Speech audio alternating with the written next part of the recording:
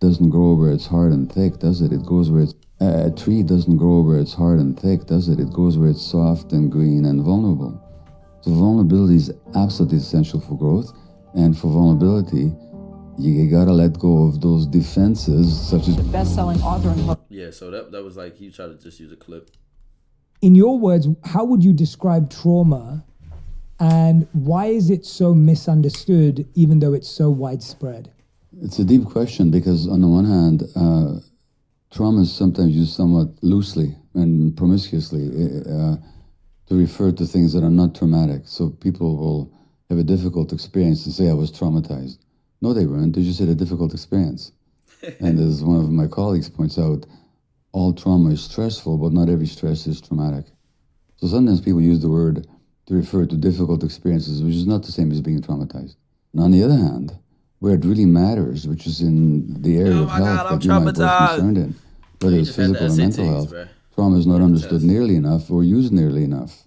So that, to my mind, a lot of conditions of mind and body are actually very much trauma-related without the healing profession, particularly the medical profession, actually recognizing it.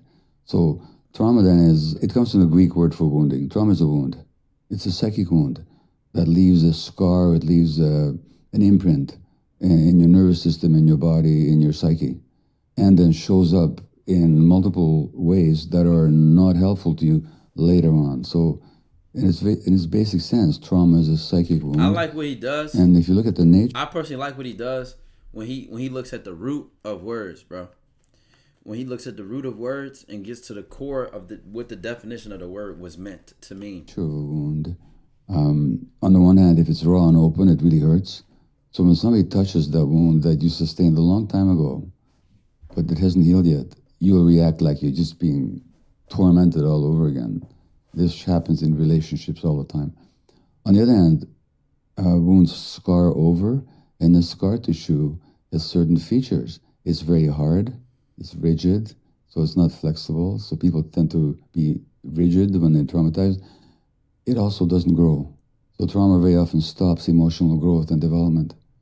So on the one hand, it's very raw and painful. On the other hand, it's even lacks sensation because scar tissue doesn't have nerve endings in it.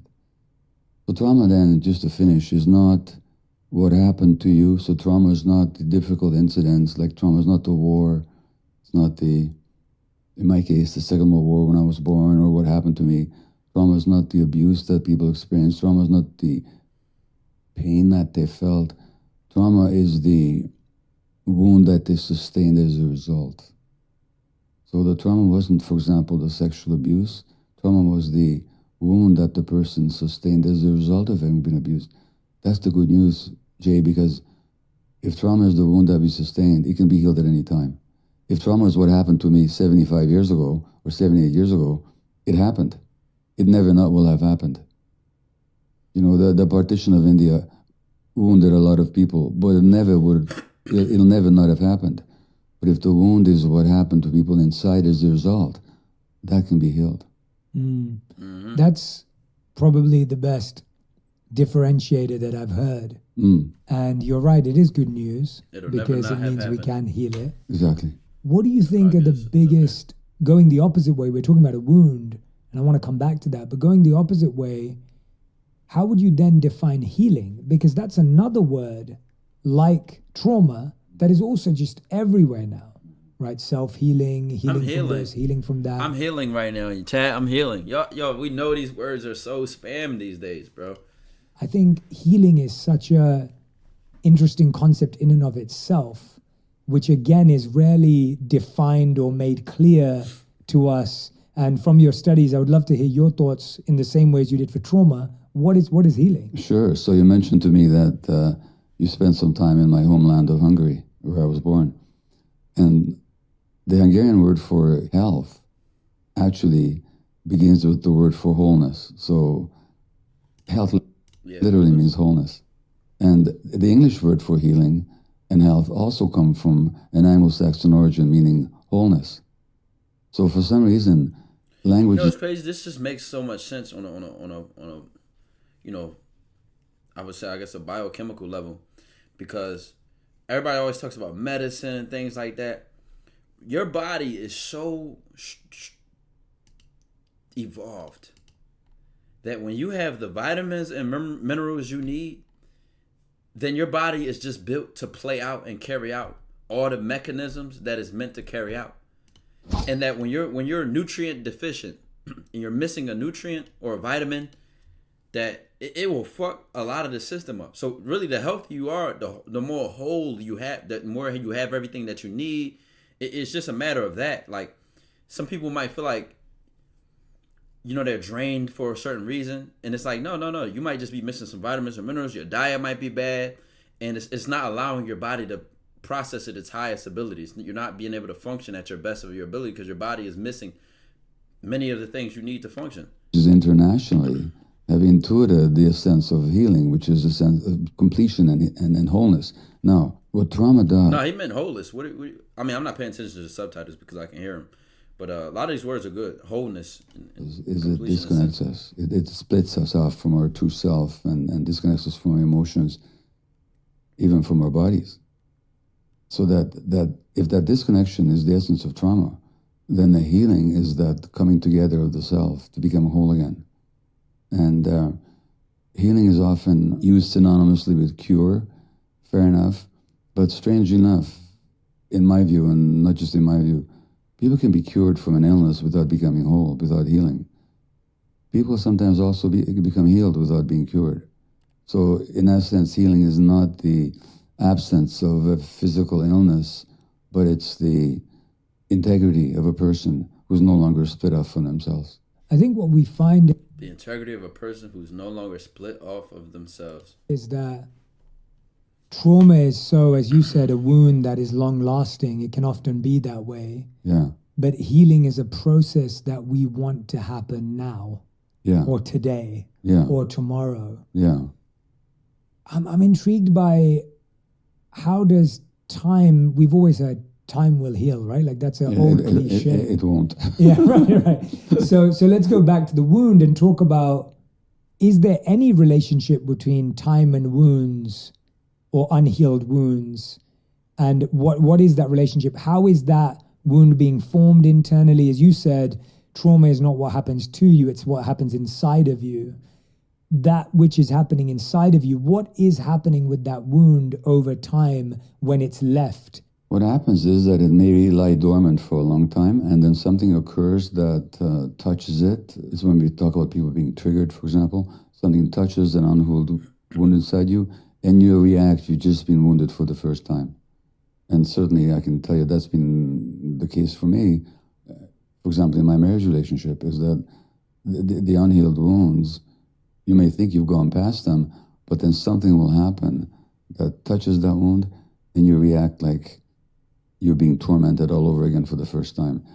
And time does not automatically heal. Go from Amsterdam, time maybe scars it over, time maybe makes it less available to immediate memory, but should something happen to evoke it, it's going to show up in its full painful impact until you do some work to heal. Time by itself does not heal, not spontaneously, not automatically. How do we uncover those? Because I feel that, and maybe this is something to address, it's that, at least what I find is that a lot of our beliefs that we have about ourselves and about others are wired to try and make us feel safe to some degree. So I believe, and I'm hypothetically saying this, I believe that I am right in my opinion because that makes me feel safe and secure. But often to unearth a wound, we have to be okay with the vulnerability of saying, well, maybe I'm not right. Maybe this response is coming from some wound that I gained in the past. So, for example, when you were speaking about your marriage, you sparked something for me. I found that a lot of the love I received when I was younger was then followed by guilt. So when I received love when I was younger, the idea was, if I couldn't reciprocate with that level of love, I'd be made to feel guilty that I didn't love someone enough. And I found that I would repeat that in my own relationship with my wife, where I would overlove, and if she didn't match that level of love, I would then make her feel guilty. And it took me years to really discover that pattern. And that's just one tiny pattern. And whether that's trauma or a difficult experience is a different conversation. But the idea that spotting that pattern only came from me saying, well, maybe I'm wrong. Maybe me wanting to make someone feel guilty is not the right thing. How do we assess that? How do we gain the vulnerability in safety to create that future stability? Does that make sense? Well, it makes absolute sense because vulnerability itself is absolutely essential for growth. So vulnerability, the word itself comes from the Latin word vulnerare, to wound. So vulnerability is our capacity to be wounded. Now, the reality is that as human beings, we're all vulnerable from conception until death. But when we're hurt in childhood and the vulnerability is too painful to bear, we will try and shut down our vulnerability, and for example, by being right. Because if I'm right, then I'm powerful and I can't be assailed anymore, you know? But when we do that, we stop growing. Everything in nature grows only where it's vulnerable. So a crustacean animal, like a crab, inside a hard shell, it can't grow. It has to molt and make itself very vulnerable to be able to grow. A tree doesn't grow where it's hard and thick, does it? It grows where it's soft and green and vulnerable. So vulnerability is absolutely essential for growth. And for vulnerability, you gotta let go of those defenses, such as being right, that you developed as a child in order to protect yourself from the pain. So that's why we talk about growing pains, because vulnerability is necessary for growth. Without vulnerability, there is no growth. Wow, what you just said, that is so beautiful. Damn, you just said Chad, he just read a couple of our cards, man. He just pulled a couple of our cards, man. Vulnerability is our capacity to be wounded. That's what it means, literally. Yeah, that's an incredible definition of the word. I think we hear so many definitions of vulnerability, but that vulnerability, I'm just going to say that again. Everyone write that down. Vulnerability is our capacity to be wounded. How do we develop our capacity? So actually, let's go back to childhood. We'll come back to that. So if we go to childhood, what are the things happening currently that you perceive? And I know you talk about this in your new book, The Myth of Normal. By the way, everything we're talking about is in this incredible book, The Myth of Normal, Trauma, Illness, and Healing in a Toxic Culture. If you don't have it, please go and order it now. What is happening in our childhood, in society? I guess when you say things are not happening to us, there are still environmental impacts that are imprinting the potential for this wound to grow. What are some of those things that are distorting our development in unhealthy ways in childhood? There are two things. One is obvious, like when the children are mistreated, maltreated, abused, sexually, physically, emotionally, when there's violence in the family or a parent is caught up in addiction or where there's a rancorous divorce and a lot of conflict in the home, children are just wounded, period. But it's more insidious and more ubiquitous than that, because children have certain basic needs. Now, if you understand if you want to understand a zebra, the root cause of trauma and why you feel lost in life. Again, this is a psychologist, like I said. I love how he talks about these topics. I love how, it's broken down. We was talking about it in the beginning of the stream. Y'all wanted to see the podcast? So I brought it up. Let's get to it, chat. Where would you study those creatures? In a zoo or an aquarium, or if they're in nature? Same with human beings.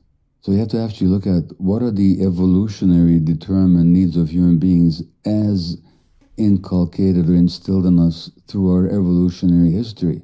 And so we evolved with certain needs. There used to be this belief that children are what are called a tabula rasa, an empty slate. You can just write whatever you want on it, program the child in any way you want. That used to be the prevailing belief. It's not true. Children are born with not only just certain needs, but certain inherent expectations. So, to give an example, your lungs are an inherent expectation for oxygen because they've developed in response to oxygen. If there'd be no oxygen in the environment, we'd have no lungs. In the same way with the human child, it has certain inherent expectations. And you can wound kids not just by maltreating them, but by not meeting those expectations. When I say expectation, I don't mean a conscious expectation. I mean an expectation inherent in the organism. So children need unconditional loving acceptance by multiple adult caregivers, which is how we evolved in hunter-gatherer groups and lived that way for millions and hundreds of thousands of years. Children have a need not to have to work to make the relationship with the parents work. So children need rest from having to struggle to make the relationship functional. So they don't have to be pretty or cute or compliant or clever or successful or any of that stuff. They just need to be, and they don't have to work at getting the parents to accept them. That's an essential need of the child. When I say essential, I mean if it's not met, that'll distort child development. The third need is really crucial, and in our society, it's hardly ever met, which is the child needs the freedom to experience all the emotions that nature has endowed her or him with. So we have certain brain circuits for anger, for love, for play, for lust, for seeking, curiosity. All these circuits are there for a reason. We share them with other animals. We share them with bear cubs and puppies and little whales, elephant. They need to develop because they're there for a reason. Evolution gave it to us. In our society, parents are often advised and taught to suppress certain emotional experiences on the part of the child.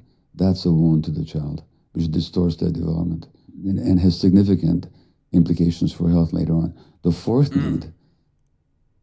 essential need is free play out in nature. Free play, spontaneous, creative, imaginative play. But that's essential for healthy brain development. We share that with other animals.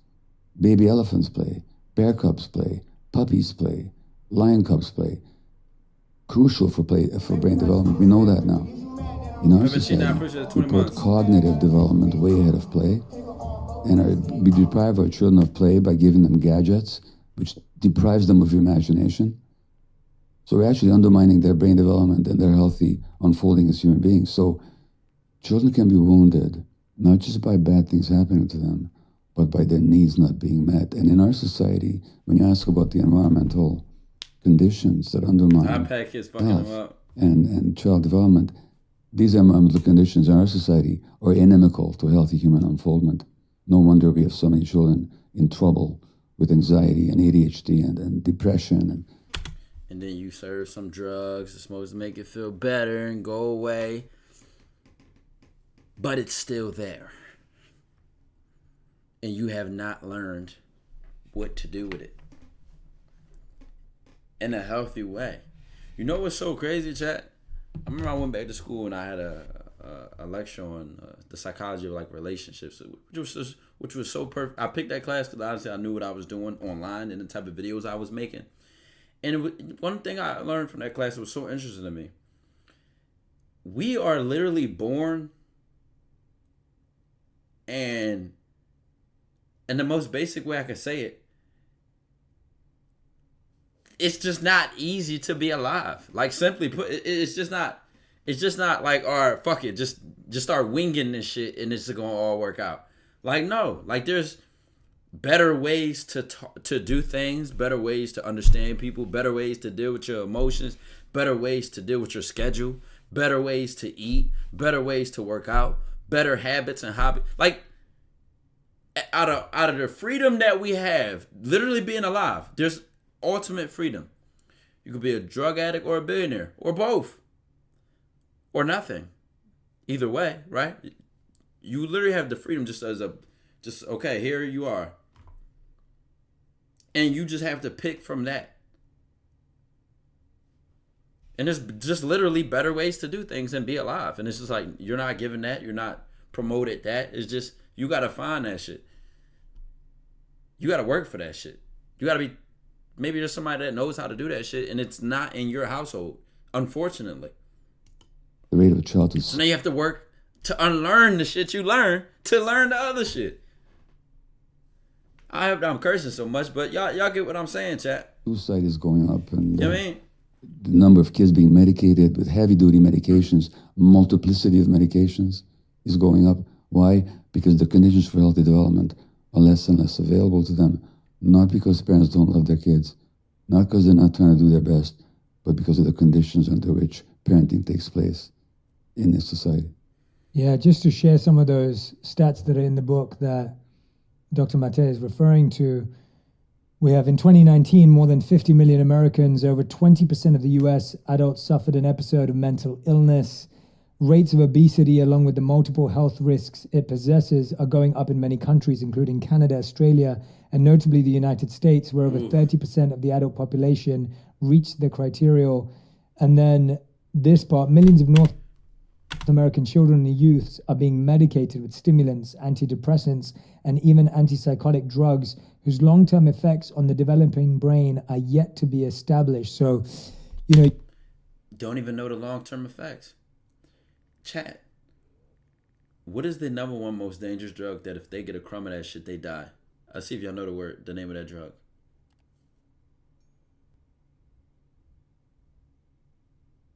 Fentanyl.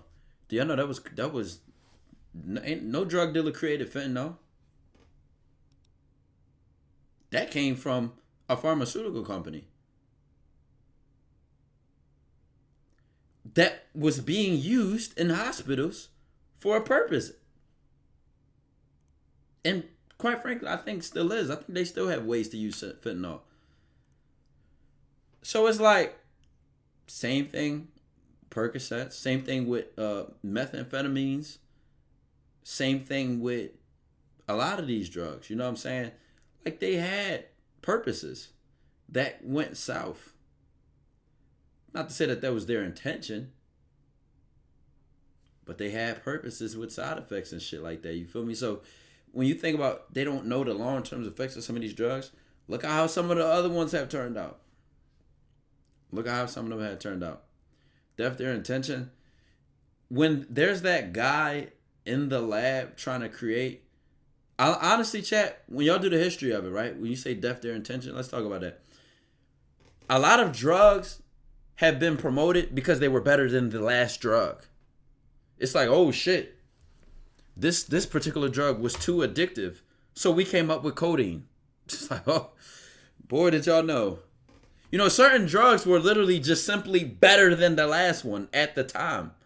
That's just literally how it was going in the history of the medical field. This drug was just better than the last one. It's like, oh shit, heroin went left.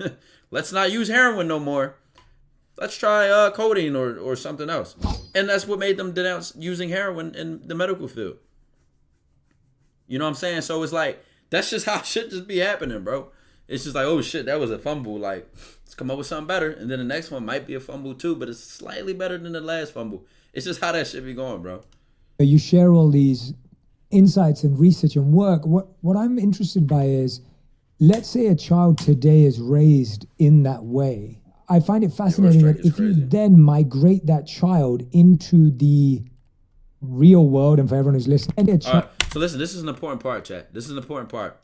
This to me was a very interesting part. This is one of my favorite parts of this podcast. Insights in yet, and even antipsychotic drugs whose long-term effects on the developing brain are yet to be established. So, you share all these insights. Makuna, I appreciate the 21 months, man. So we have a lot of discussions. Towards the end, we soaking up right now. It's research and work. What I'm interested by is, let's say a child today is raised in that way. I find it fascinating that if you then migrate that child into the real world, and for everyone who's listening, I'm doing my quotation marks, like real world, they walk into this conditioned world that we currently have.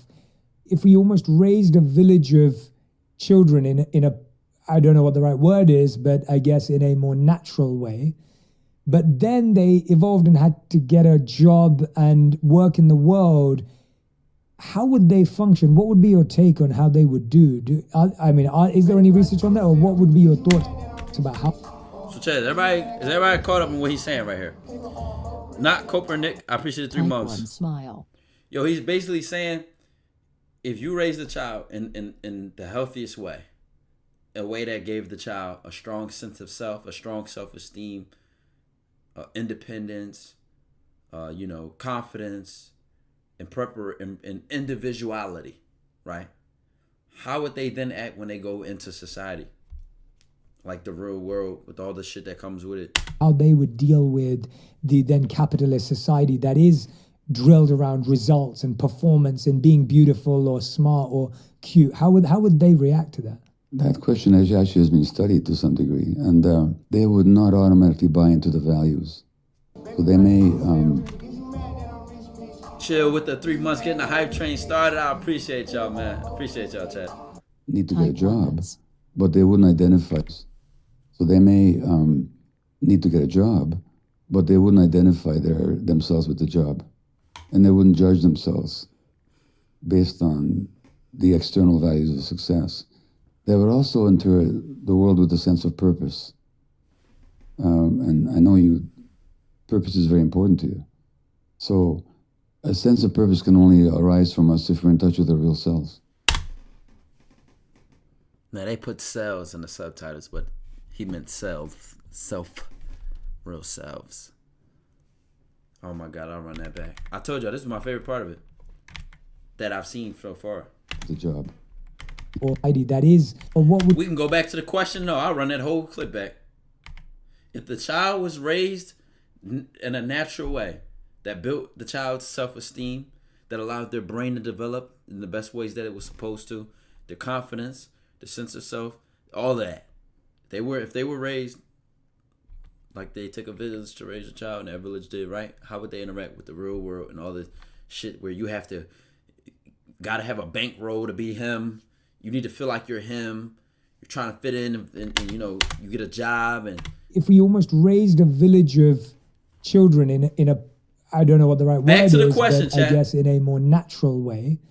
But then they evolved and had to get a job and work in the world. How would they function? What would be your take on how they would do? Is there any research on that? Or what would be your thoughts about how they would deal with the then capitalist society that is drilled around results and performance and being beautiful or smart or cute? How would they react to that? That question actually has been studied to some degree, and they would not automatically buy into the values. So they may need to get a job, but they wouldn't identify themselves with the job, and they wouldn't judge themselves based on the external values of success. They would also enter the world with a sense of purpose. And I know purpose is very important to you. So a sense of purpose can only arise from us if we're in touch with our real selves. So they would be in the world, but they wouldn't be of the world in a sense. They wouldn't identify themselves with the values that society would push on them. So I think... I told you this was my favorite part. I told y'all this was the best part to me. That question was perfect. The slam dunk of the answer was perfect. Because we look at what so many people struggle with. Now, I love saying this for any context. It's okay to be broke. It's not okay to stay broke. It's okay to have trauma, but it's not okay to keep it and let it beat you up. It's okay to have a low self-esteem, but it's not okay to stay with one. All of these things are things you can improve. There are ways to improve them and change the circumstance of them. So when I think of this person he's describing, right, I literally think of myself. Not that I was raised perfectly or with everything being met, but at a pretty early age, and I would say it's 15 when I started to connect with my real self, and I found a sense of purpose that guides me to this day and allow me to interact with the world and not be of the world. Allow me to play with the rules that are given to me and that are around me, but not become of that shit. And now, mind you, it's crazy because I can hear this answer in two ways. The me that is superficial and doesn't understand it, and the me that gets it internally.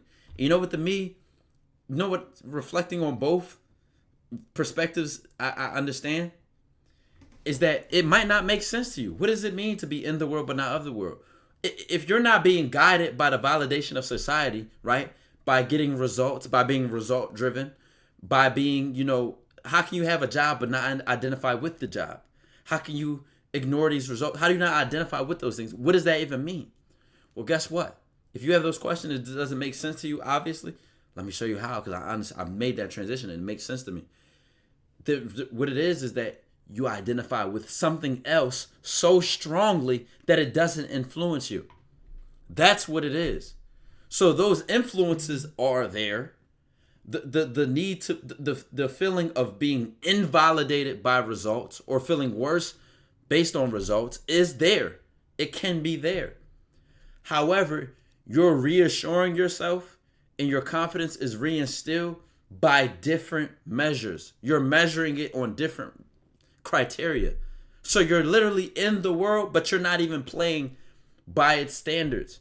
So for example, you might be in a situation where it's quite obvious that it looks like you have the least amount of money, the least amount of status. Your test score might have been a low. You know what? I'll use a quick, easy example. I remember being in class, right? And it would be some challenging ass courses. Calculus. I took calculus in college. I stood college level statistics. Cellular molecular biology was my major. Y'all know this. I would be in a class. Science lecture halls are big as fuck. Over 100 students. Anybody that's been to college knows this. You're over 100 students in the class at once. I would raise my hand in front of everybody and ask a dumb question. Now, a part of me realizes, okay, a low self-esteem person may be too embarrassed to ask this, or may not want to put themselves out there, or may wait till after the class to ask because they feel that it could be safer to ask this. Or maybe that they think the question is dumb, so they start judging themselves on the, perspective of their peers or the result of feeling dumb, right? All these measures, or maybe they failed a test, right? Or they got a lower score and they feel like shit. The reason I was able to deal with all that with strength, with conviction, with confidence, and the reason, why? Because of my perspective on it. To me, I valued that failure differently than the next student. That next student felt like an idiot. They felt less of themselves. To me, I felt like, okay, I failed this test. I can go to office hours. I can get a better score. I can study more. It's like my perception of myself, my perception of the results were just, I played by a different rule book. So when I'm ready to ask that dumb question, it doesn't feel dumb to me because I need to know. I'm willing to raise my hand to ask. You know what's so funny? I would have students come up to me after class and say, yo, I'm so glad you asked that because I was lost too. And I'm looking at them like, so why wouldn't you say anything? Why would you just sit there and be... So we literally are looking at each other so differently, but I get where they're coming from. And that's why I'm telling y'all, when you measure, when you have different measures and standards, that will allow you to interact with the world and not be of the world, not be lost in it. Because... we'll take a Bob Marley clip I love. And this is where I'm glad I seen this clip so young. It made me look into Bob Marley at a very young age. And it was the clip where the interviewer was like, did you make a lot of money? Do you have a lot of money? Are you rich? And he says, rich? What type of rich are you talking about? Like, have you made, and the interviewer says, have you made millions of dollars? He said, I don't have those type of riches. My riches is life. So this is literally Bob Marley taking the same word. The perspective of the interviewer is, okay, millions of dollars. Money man, yeah, you him. And Bob Marley saying, I don't measure my rich in that way. That's rich to you, not rich to me. So that's an example. That's another example of having your own measures of value or your own perspective on things or your own judgment. So you replace it with the bullshit that society wants to give you. And to be honest, if you ask me, a lot of the measures of society depresses people. Something about it is just so wrong and unnatural that it makes people sick mentally and emotionally. You don't have to agree with me. Look at the statistics. Look at how people are coping with not feeling like they're enough. Based on what? Man, I ain't got my money, man. My money ain't right. I'm fucked up. All that shit. You feel me? And I'm a person who love to hustle. And if my money was right, I would, I'd do and have done what it takes to get myself out of that position. You know what I'm saying? But I don't think it makes me. So it's just what do you identify with and how do you, if hopefully that made something clear, chat, you could think I was chatting, but to me, I think if people were confused about what was being implied right there, that's exactly what it is. It's not necessarily complicated. It's just that you need to have your own judgment, your own values, and your own rules. So when you encounter a circumstance, you can judge it from your point of view and not be judged by it, not receive it, not be a follower of that situation. They would struggle, but they would do reasonably well, and they'd hold on to themselves in the process. They wouldn't live a life that's based on what do other people think about me? Am I pretty enough? Do they find me attractive? Here it goes. Values that society would. So they would, and I know purpose is very important to you. So a sense of purpose can only arise from us if we're in touch with our real selves. So they would be in the world, but they wouldn't be of the world in a sense. They wouldn't identify themselves with the values that society would push on them. So I think they would struggle, but they would do reasonably well, and they'd hold on to themselves in the process. They wouldn't live a life that's based on what do other people think about me? Am I pretty enough? Do they find me attractive? Have I collected enough goods and objects to make me feel okay about myself? They wouldn't buy into all that. You know what's sad? This is what I said earlier about like you're just born and you have to kind of find your way through this shit.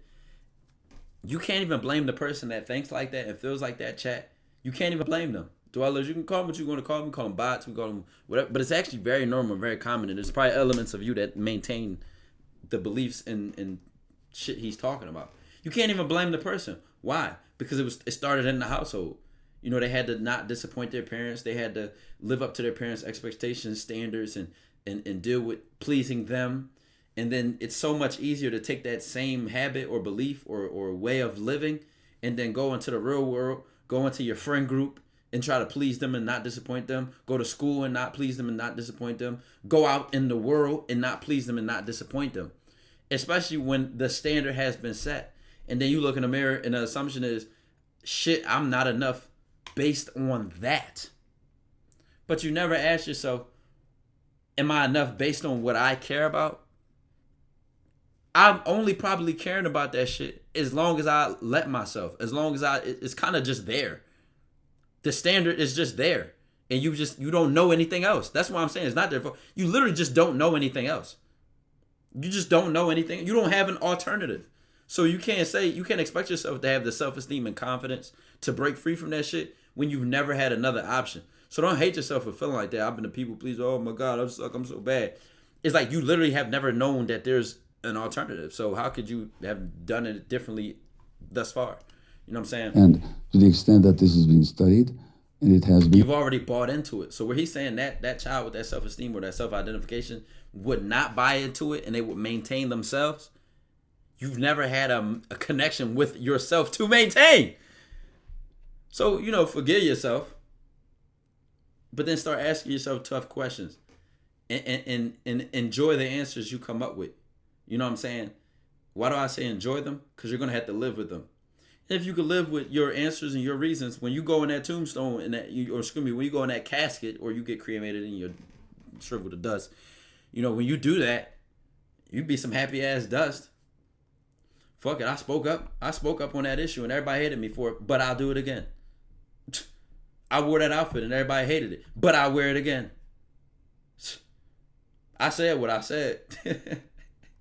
Your life will literally be, I said what I said. That'll be those funny. people that can be in this society without buying into its values tend to be healthier and more grounded emotionally. The reason why... Without buying into its values tend to be healthier and more grounded emotionally. Kila Kona, I appreciate the 18 months. So listen. TyKwonDoe. So listen, if you look at inauthenticity and a fake self, a people-pleasing self, a traumatized self, if you look at that version of yourself as a protected self, a safe self, right? Just imagine that self is behind walls in a shell or something like that. Then to develop that sense of your true self, what you have to do is free that self from its own protection. You have to free that self from its own defense. You have to drop its walls. Because those same walls that protect you are the same walls that keep you trapped. That same shell that, you know, makes you tough on the outside is the same shell that stops you from growing. Because things that live in shells don't grow. They have to, you know, that's just how all those animals are. You know, sea life and all that type of shit. So really, the first thing is to recognize. Afro Man, I appreciate the 12 months. The first thing is that awareness part. Is that you recognize, like, oh shit, I've been living in this way because I think that it protects me or makes me feel safe, or I think that this defense is working for me, right? So the first thing is to recognize that. And then now, instead of thinking you got to make this huge change, all you have to do is create the space for your authentic self to come out. It's right there. It's already there. It's literally already there. It's right there, just behind that shelf, behind the walls. So then what you do, you create the space for it to come out. You allow it to come out. You let it come out. Think about it. In a moment of a situation where we're having a conversation with another person, right? And we have something we want to say, but we bite our tongue. We didn't allow our truth to come out. That's something you choose. You interfere with. The truth of how you felt was already right there. You didn't even have to come up with it. You didn't have to make it up. You didn't even have to think about it. That made me angry. That offended me. That bothered me. I like that, actually, or whatever, even if it's a positive emotion, right? So it's already right there. You don't even have to trigger it or make it up. It'll trust me. It'll be your opinion is already there and formulated. So the moment you give it space to be free and let loose, you don't suppress it. You don't block it, but you literally step back and let it go. That's when your sense of self can start to be developed, because then you can say, when everybody's speaking on this song and they like it, I don't like that song. So now I have a sense of my musical taste, or a sense of my opinion. And that gets stronger and stronger, because now as you get to let it loose more freely, you start to know what you identify with and what you don't identify with. And maybe by opening up to it, these opinions can change. That's just my best answer I can think of off the top of my head right now. But it's literally already right there. You just have to get out of your own way with it.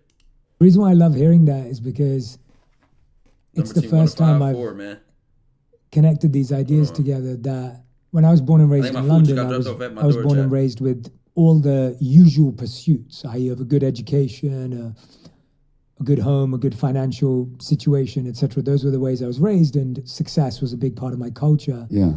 And I chased the validation of my family and the external surroundings and my community and what my aunts and uncles thought of me. And when that validation was dissatisfying, or my food is at the door, I can still hear the podcast, Bluetooth headset, but I'm gonna run down and grab it. I'm gonna come back and go to the bathroom. I'm gonna still be hearing it the whole time. I want y'all to keep watching it though. Or I'll be back. Didn't feel like it was actually coming my way. Seg GTR, I appreciate the 5 months, the 5 gifted baby.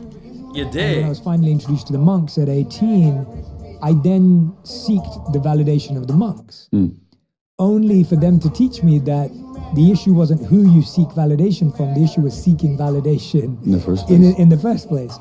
And so what you just said to me is, in 3 years, I got a crash course in what you're saying, where we spent more time in nature. Yeah. We were trained in unlearning the behaviors and habits that I developed for 21 years at the time. Yeah. And then when I came back into the world, the way you just described that is exactly how I felt. Like I almost felt like a new person coming back into the same world that I left, with a completely different approach and a different map of how to navigate it. And you're spot on. It's still hard. It's not that it's perfect and it's easy, and it's not that I've got it right.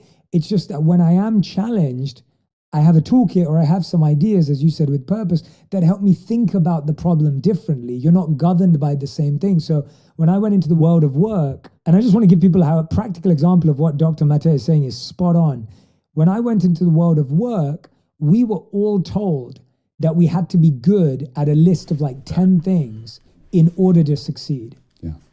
And I looked at that list of 10 and I was like, I can do one of those things really well. And I'm only going to focus on that one, because these other 9 are not my nature. They're not my purpose. And it's so strange, because that one thing made me extremely successful at the company I worked at, and then has become how I built my career. And it's so true that had I'd gone in and done what 90% of people did, I would have become what 90% of people are doing. That really deeply resonates. What is the difference though with, and I can't wait to read some of that research on that. I think that's fascinating.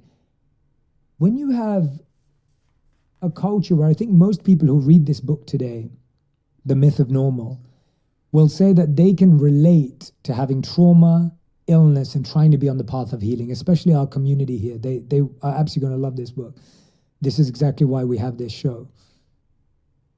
But I find that we would all agree, I think if I asked everyone to put up their hands and say, how many people feel they experienced a traumatic environment at home? I think most people would raise their hands. If I asked how many people felt when they were children that they had unhealthy relationships with their parents to some degree. I think most people will put their The hand myth up. of what? You want to hear it again? The challenge I find is Yeah, the myth of normal. that I really feel with what you're saying with the book, there's a difference between what you're saying and then the other extreme, which is mollycoddling. So there's neglect and then there's mollycoddling. And I find that as humans, He's going to explain what that is. our brains are wired for extremes. So if we've seen that being mistreated or neglected is really bad for us, we go the opposite way and we go, okay, now I'm going to make sure that this kid has like 24 cushions around it. I'd be curious to know. I like to answer that question because it's a very important one. But I just want to know exactly what you mean by mollycoddling. What I see, and I'm talking about people that I know and people that will speak to me, is that anyone who had a tough childhood are then trying to create a scenario for their child where that child experiences no pain. They no longer respond to the child needs. They're coming from their own anxieties. Yeah. He answered that shit in one fucking sentence. They are no longer responding to their child's needs. They're coming from their own anxieties. So mollycoddling has got nothing to do with the child.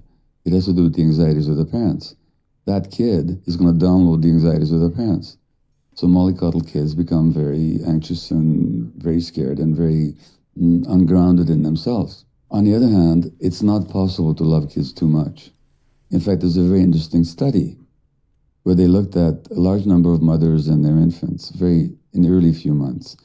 And most mothers in this study were seen as really good mothers. And some were a bit distant and because of their own traumas, not as available.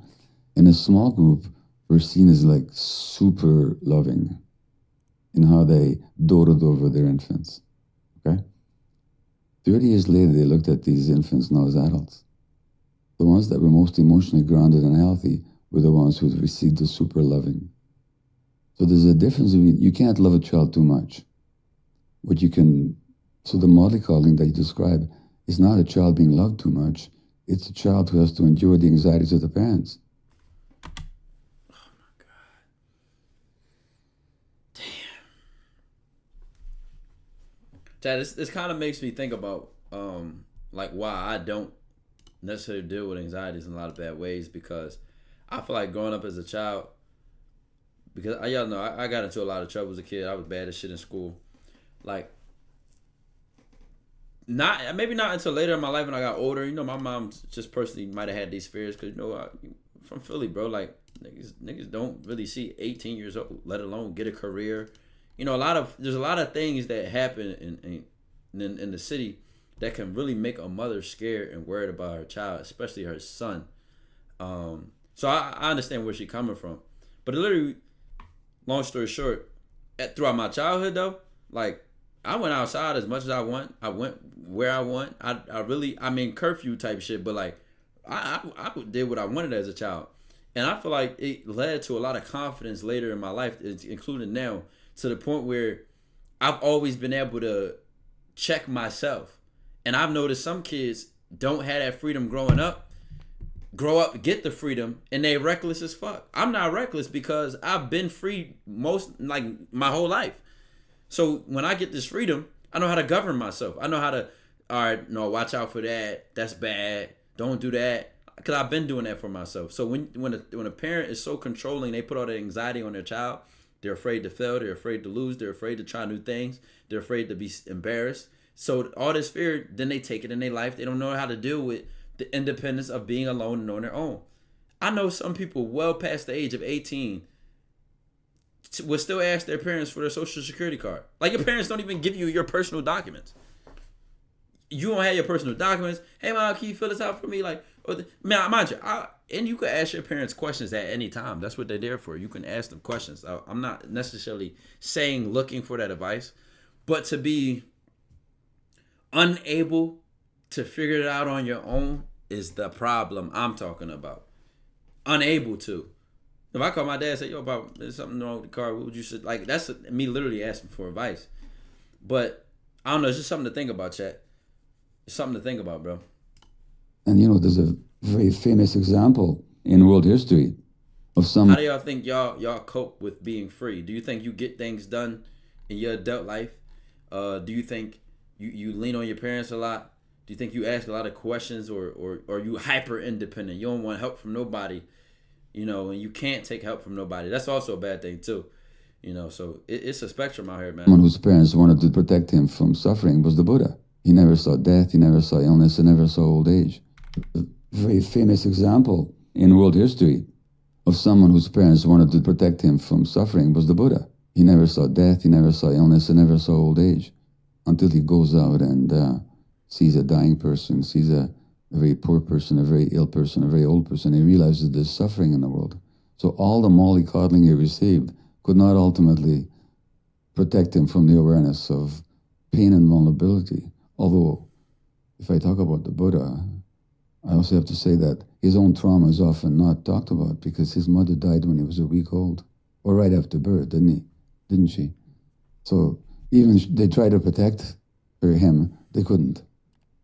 But so anyway, mollycoddling has got nothing to do with the needs of the child. Yeah, that's a great differentiator. It has to do with the unmet needs of the parents. And as soon as parents project their needs onto the child, they no longer see the child as they exist. They see their own anxieties, their own... They no longer see the child as they exist. Chad, it'd be certain statements and sentences that I'm telling you, they just scream at me, bro. Like, holy shit. Fears and their own fantasies. And as soon as parents project their needs onto the child, they no longer see the child as they exist. They see their own anxieties, their fears, and their own fantasies. Naturally, that's going to hurt the child. Yeah, that's such... Ty, explain that. Is there a couple people agreeing that it needs to be explained? I mean, so what? You did ask me too, so I acknowledge that. But like, to me, it's a very straightforward explanation in the fact that like,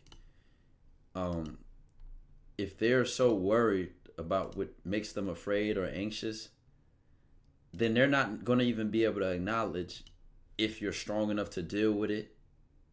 If it's been if they want, you have no freedom. Basically, you have no freedom to be yourself, because the only thing that they can see is what their anxiety or their fantasy is playing out in their minds, or what they're worried about is going to happen. So you don't have no say. You don't have no input, no control in the situation. It's their fear that controls the situations. So you can't turn around and say, listen, I got it. Trust me. Because they're trusting their fear. So you are both not even communicating with each other. You're fighting their anxiety, and they're fighting their anxiety as well. And that fucks you up, because now you're responding to that. They're not even dealing with the reality of the situation. Like trying to drive a car only worried about not crashing. To me, that metaphor does not make sense to me. It'd be like, yeah, I don't know. I'm not going with a car metaphor here. It just doesn't make sense to me. To me, it's just again, they so scared, they worried about what they're afraid of, and they can't even see you for how capable you are. It was another quote I just heard recently where it said that when somebody disrespects you, we or doesn't value us, we think we're less valuable. And in reality, maybe they can't even. I was worded way better. It was something like they can't even see our value. Like they just can't recognize our value. But why would we question ourselves any differently? I'll find the video. That's another video for another day, chat. A great differentiator. Another video for another day. How can you communicate to a person like that? You can't, because they're not talking to you. They're talking at you and what they want you to do. So it's really, that's why it fucks up with the child's growth and distorts their psychology, because it's like there's no connection there. The connection that the parent is having is with their fear, and the connection the child is having is with their frustration, because they're all fucked up by it. Again, it's a trauma response. It's a trauma response. Yeah, it's a trauma response. How and when should children, young adults be exposed to pain? How do we deal with that? Again, I don't know the perfect psychological, clinical answer to that. But to me, the way I dealt with it, and I didn't experience this severely. I told you that, like, I was pretty much able to have my freedom as a child. But when I experienced that moment of, like I said, my mom being afraid, okay, like, you this age, you live in Philly, going out to do things. It felt safe for her, for me to be around my father and live with him and stuff like that. To me, I had to do what I wanted to do anyway. Like, that's just what it came down to. I had to do what I wanted to do because her visualization of me did not fulfill the way I wanted to live. So I had two choices. Live to her visualization or live to what was true to me. And when at the time it was dropping out, moving out, pursuing this my entrepreneurship. And that's exactly what I did. You know, so a lot of times that person, again, it's nothing to do with you. It's always a choice you have. You always have a choice. You have a choice to follow it, submit to it, agree that it's true, believe it just like they do, or you have a choice to do what you want to do. But will you pay the cost of doing what you want to do? Emotionally, mentally, you know, you're going to lose that support, but that support was conditional based on the control that person had over you. So to me, I learned that lesson the hard way when I went through an experience separate from that one with my mom. But I learned that at an earlier age when I went through an experience that literally showed me, like, it gave me a hard lesson. Like, I'm all I got and I'm all I need. No matter who supports me, backs me up. When I kind of started being that cold with myself and say I'm all I got, I'm all I need, I started to pick myself up out of bed with much more independence because it told me, listen, if you let your life go away and you let your life go in the trash can, that's on you. I don't need nobody else to get me up, wake me up, and get me out the bed and do my shit because I'm all I got and I'm all I need. To me, it sounds extreme and it sounds like hyper independence. And at the time, it probably was because now I'm more comfortable depending on people, asking people for help and stuff like that. But at the time, that shit helped me a lot because you look around you, everybody was kind of letting life happen to them, letting people do things for them, waiting around for other people to get things done. And what I kind of realized early is that if I want it done my way, I need to do it. See, now I understand if I want it done my way, I can communicate it to another person to do it properly, and we can meet that standard, you know, with their skills, if they're competent for the position, all types of things. I don't want to get into the details, but to me, it really became personal about the results I wanted to see for my own life. And I think that other people don't really care that much or kind of realize that nobody's going to save them. In order you might have to learn it the hard way. I learned it the hard way. Develop their vulnerability, like, you know as you said, the capacity to experience a wound. Like, how and when do we allow ourselves, what environment is required to allow ourselves to experience pain in a healthy way, or is it just going to come anyway? It's the nature of life. There's no reason to deliberately expose children to pain because they're going to experience it. The question is, how do we support them when they do? You know why? Because their puppy's going to die. Because grandfather's going to die. Because some neighborhood friend won't want to play with them. Because they're not going to get the toy they wanted. Because some disappointment will happen. Child walking around, I fell down on my knees with a log. Is inevitable. So pain is inevitable, but it doesn't have to become traumatic if the child is supported in experiencing the pain and moving past it. So we don't have to impose or bring pain into kids' life to train them. Life's going to do that. The question is, how are we to interact with them while they're enduring the pain? Yeah, and what would you say those are? Obviously, there's the love part, which you spoke about, but when a child is going through something like that, so let's talk about loss, because I think that's a big one, right? Like whether it's losing a parent or losing a puppy, as you said, or even if it's not losing a parent to death, it's losing a parent to a divorce. It's, you know, for example, correct, yeah. So grief and loss doesn't have to mean end of life. It can be everything. Exactly. Or a loss of a country. What are the steps that someone should take in order to help guide through anyone through loss, not just a child? Well, interestingly enough, when I spoke about these brain circuits that we share with other mammals for play and for loving and seeking, we also have a brain circuit for panic and grief. Why do we have that? Panic and grief. Because life brings loss. And so grief is essential for life, because grief is coming to terms with the fact that something is gone and is not going to come back. You know, so when a child experiences grief, and you know, I said that the need of the child is to be able to experience all the emotions. They need to be able to experience the grief as well. And it doesn't matter whether from adult eyes we see that loss as major or minor. It's a question of how is the child experiencing it. And for a small child, even what looks like small losses can be very painful. Mm-hmm. Well, then we don't make the child wrong for it. We don't say, get over it, there's nothing wrong. Think of all the other children who are suffering, all that kind of relativistic, shaming stuff. We say, oh, it really hurts, doesn't it? You really wish grandpa would be here with you. You really wish mom and dad weren't leaving each other. It hurts. In other words, you just validate their emotions. By doing so, you help them accept the loss, and you help them move through, and you help them learn that they can endure difficult emotions without having to become... Without having to escape that emotion. Think about that, chat. Think about that, bro. You know, like, everybody wants to cope, run from it. It's too uncomfortable. But what if you had the emotional strength to endure it? Excuse me. Okay, it wasn't developed at an early age. So let's not avoid it. And that's what people just tend to do their whole life. Avoid developing that emotional strength. Falling to pieces. Way, and we go, okay, now I'm going to make sure that this kid has like 24 cushions around it. Let's talk about loss, because I think that's or even if loss, and you help them move through, and you help them learn that they can endure difficult emotions without having to become falling to pieces.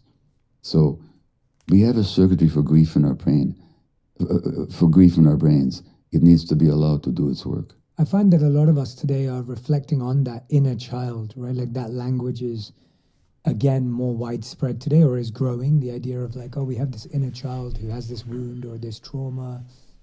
What do you find is the difference between analyzing and overanalyzing, or thinking and overthinking these experiences? And how would you define the difference? Because and I'm being very honest and vulnerable, because it's the only way to have this conversation, really. Like, I often think about events in my life that happened that would be considered generally as either difficult experiences or as traumatic, right? They could be seen as either or. There are some of them that I've worked through myself, or with people that I trust, or with guides, and obviously through my monk life. There were things that I looked at and worked on. There are certain things that I don't feel a need. 3 months, man. Like, I don't feel a desire to dive into. The question I'm asking is, should I dive into them, or is that considered overanalyzing and overthinking? And I ask that for everyone else who's listening to this, going, gosh, if I thought about everything that happened to me, I could be there for a while. What's your take on that? Well, first of all, in my world, there's no shoulds, okay? There are no shoulds, yeah. So I would never say to anybody, you should, because that itself is intrusive. So the question is whether it's helpful or not to delve into the past depends on what's happening with that individual. And if some of the effects of trauma, as we said earlier, is that the wounds of the past keep showing up in the present.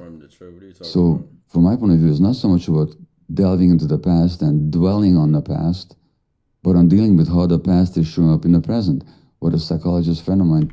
So from my point of view, it's not so much about delving into the past and dwelling on the past, but on dealing with how the past is showing up in the present. What a psychologist friend of mine, Peter Levine, calls the tyranny of the past, where the past dominates my present reactions. It doesn't matter how many times I go back and think about my childhood story. That's not going to help me. What I have to deal with is what's happening in me right now at this very second, which is a shadow of the past. So thinking about it is not going to be of much help. What's going to help is to deal with the emotions that are arising now as a result of what happened, and how those emotions affect my life in the present moment. So it's not about the past, it's about the present. Yeah, so it's really about the choices we have. Chad, this gotta get highlighted as one of the best moments, man. It's gotta get highlighted as one of the best moments, man. It's gotta get highlighted as that, man. And this shadow work, Right, I've talked to y'all about Zen Buddhism, and we've watched some Zen Buddhist podcasts. Not in a long time, but if you've been here for a long time, you remember that.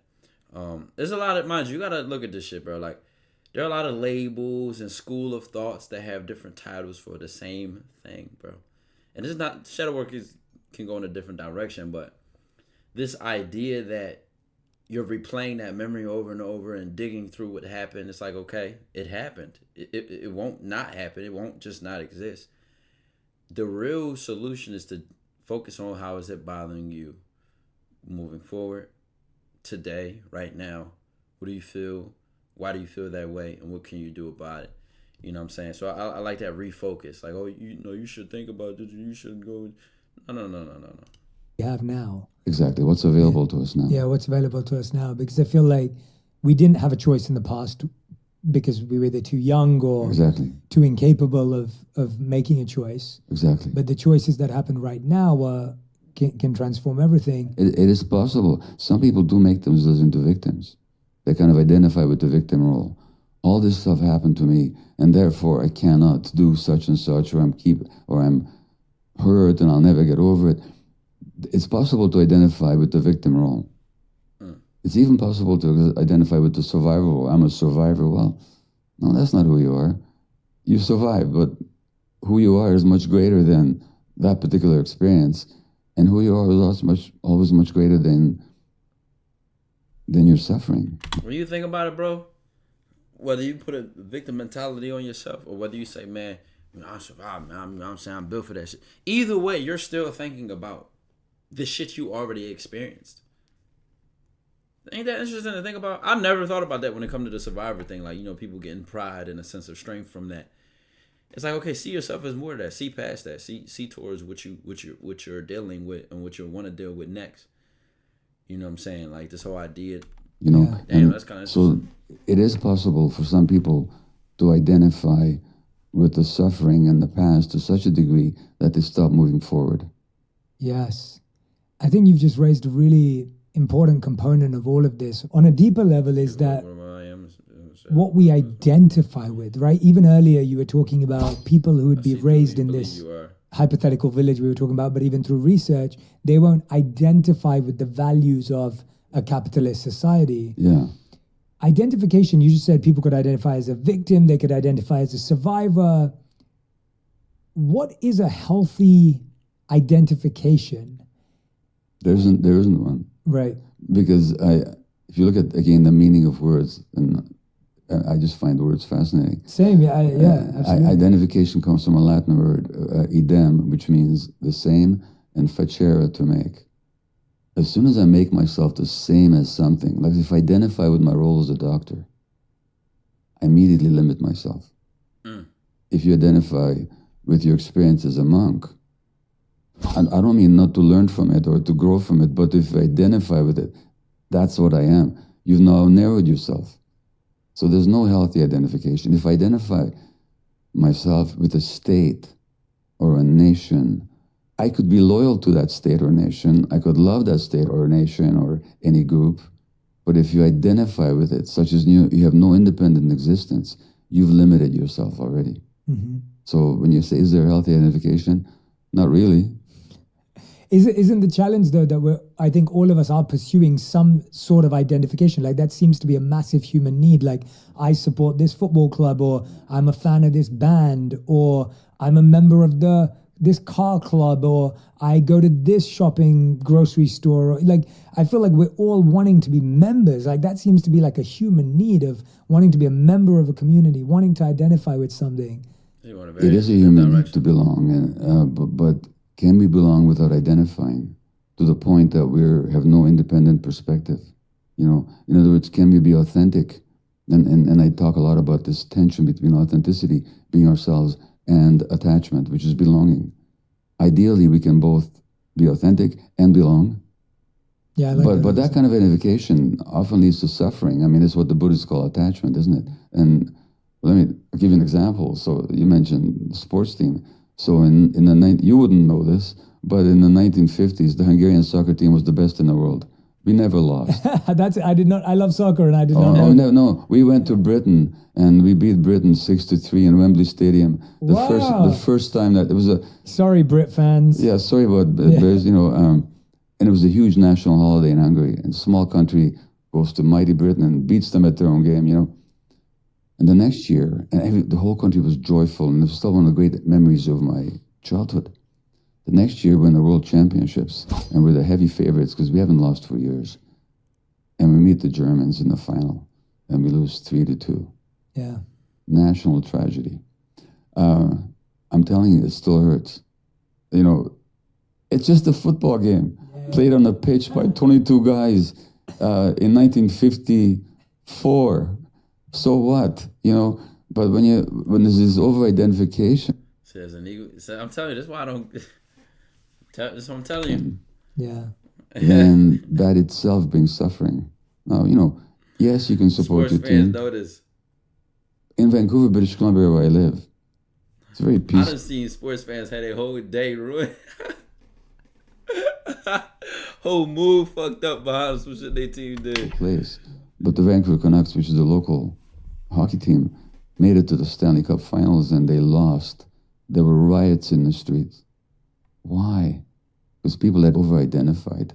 You can enjoy the team and be a sports fan, but the identification that your joy or satisfaction depends on whether your team loses or wins, well, why? It doesn't matter. Yeah. I love that answer for many reasons because somebody would just come in and be like, yeah, fuck what he talking about, man.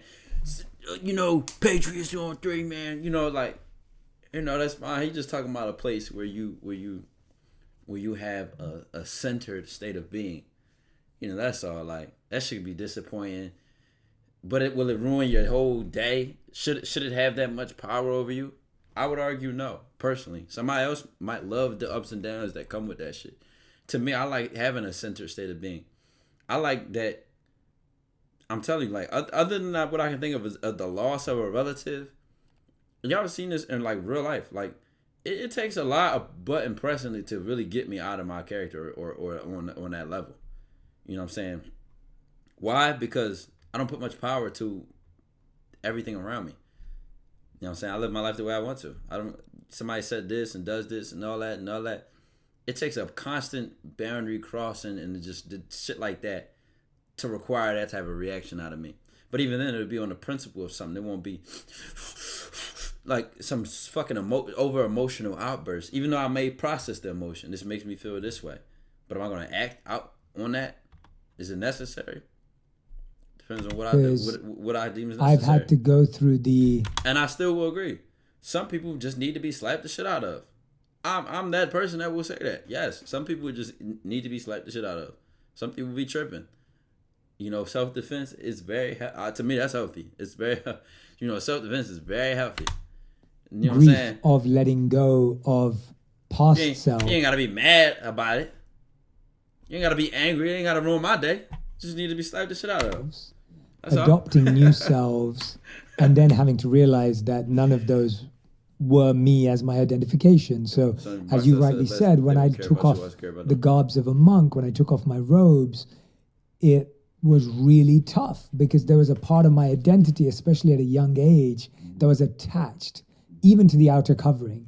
And I had to realize that I had to extract the inner beliefs and leave the outer covering behind and the outer name and what that meant. And even in my career today, like I've had to let go. And even now, I don't even know how to identify in one sense. Whenever, I'm sure you feel this to some degree in your work as well. It's like whenever they say like, oh, when you're on TV and they want to put like your title and they'll be like, Jay, what's your title? I'm like, I'm more defined by my purpose than my profession. Like, what I do for people and the service I want to offer in the world is far more important to me than author or podcaster or former monk, or like those things don't really define me. Well, I get that totally. What I'm thinking about is you're telling me when you left those monk's robes, we talked about the crab, didn't we? With the hard shell.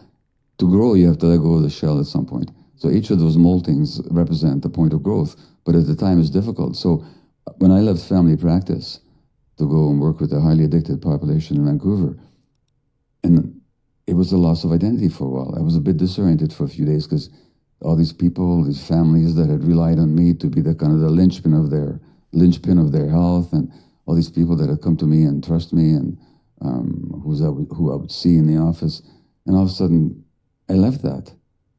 Now who am I all of a sudden? So I totally understand that. No, the reality is that I'm so grateful that I did. What then I got to experience in the next realm of work helped to further define my purpose in life and taught me so much about myself and human beings.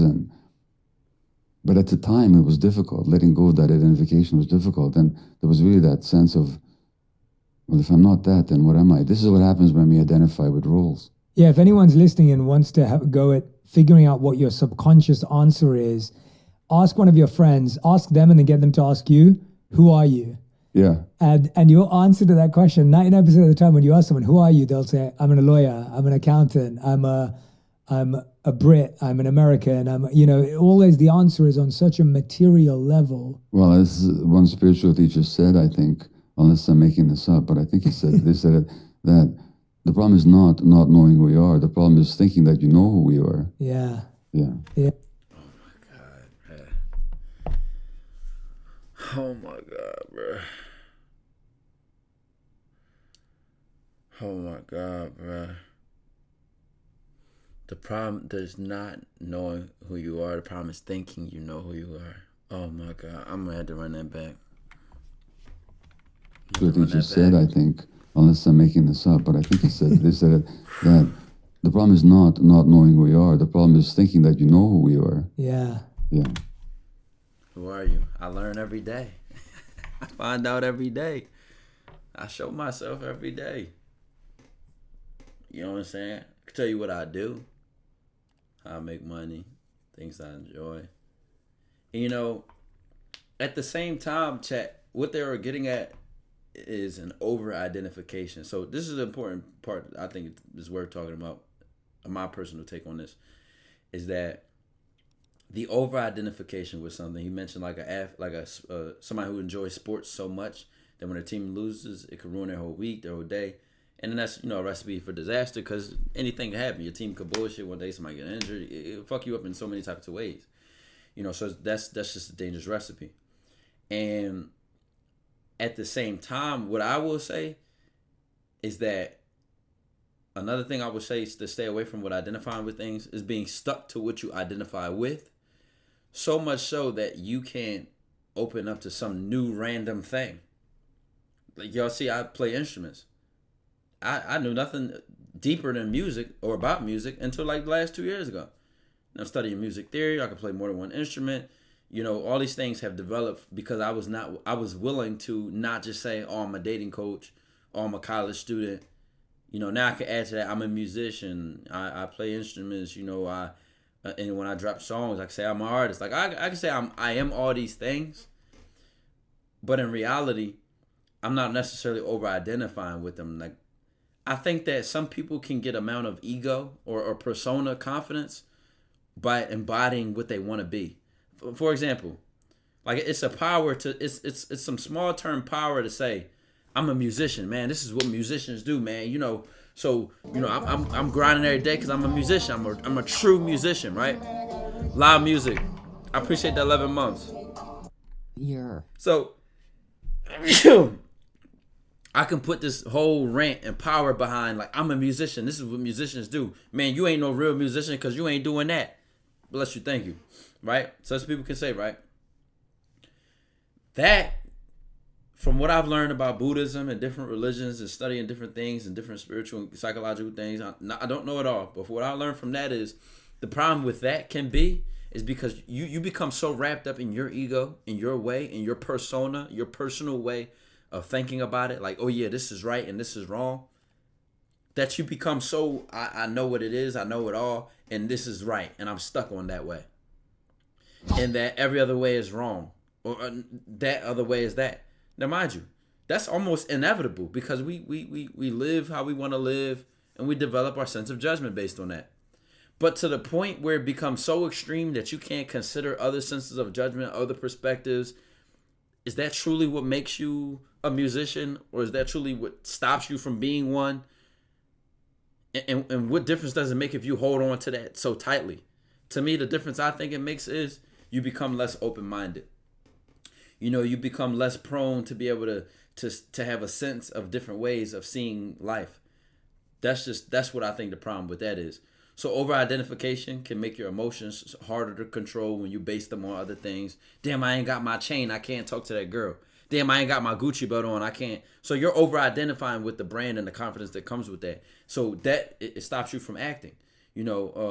Oh shit, I don't have my title as CEO of the company, man. What am I? Does this person have an identity crisis? It can happen up with athletes a lot. They stop playing sports and they say, damn, I've only ever been a football player. Like, who am I? What do I care about now?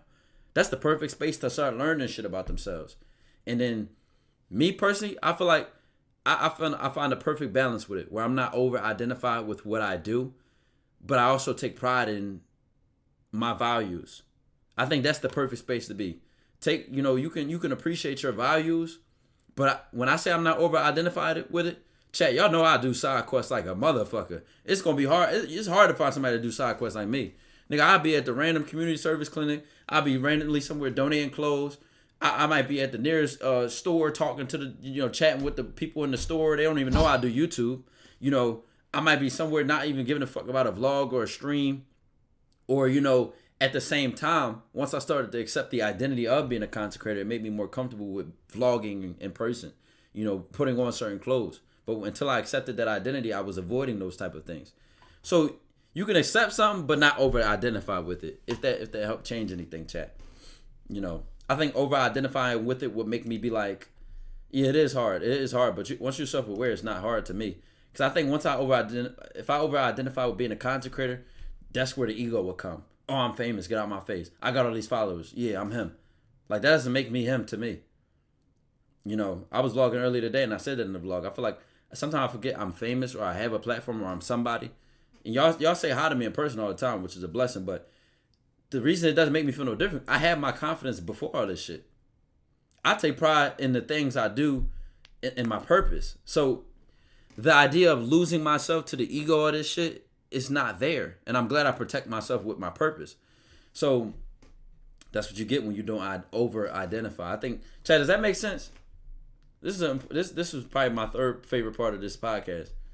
Separating over-identifying. But I will push back on what he's saying to say, you can get a sense of power from identifying with something. Like if I say, I'm a professional musician, so I can't take days off from playing. On one end, this may motivate me to be consistent. And then on another end, it may stop me from accepting rest, which will cause an unhealthy amount of work ethic. But to me, because I'm aware of both, I can choose freely.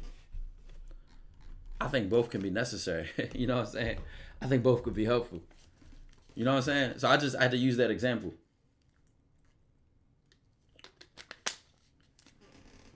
Would you say all things you do are subtypes or subtraits to who you are?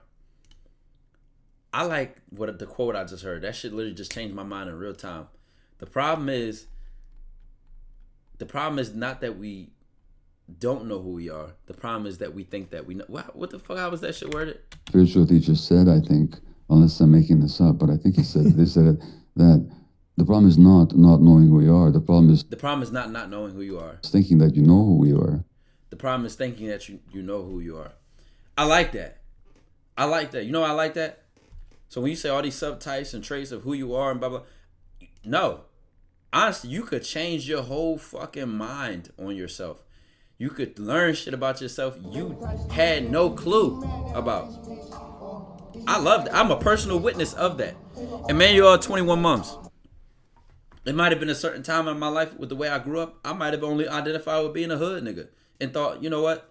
Fuck it. Getting bitches, getting money, maybe trapping and shit like that and listening to a certain type of music. That was a bubble at the time.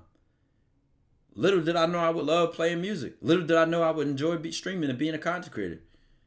When I viewed it as superficial to like attention and to not view attention as a good thing or a potential business thing to benefit from business and didn't accept that, it stopped me from wanting to vlog in public, or it stopped me from wanting to care about what I wear. So I discovered things about myself that I didn't know, and it can change how I act and it can change how I interact with the world. So I like the idea that you don't know yourself. I like that idea. I like that. I like that. I like that a lot. So to me, that should literally just put me on some game in real time just now. Like, I really don't know a lot about myself, and that's fine. Yeah. Yeah. Yeah. It's incredible, isn't it, that the things that are true. Last question before we play it again. How can you know who you can become if you can't even imagine it? What you're talking about is so unnecessary. I think that if you pursue the random interest that you have with open arms, all 22, I appreciate the 17 months.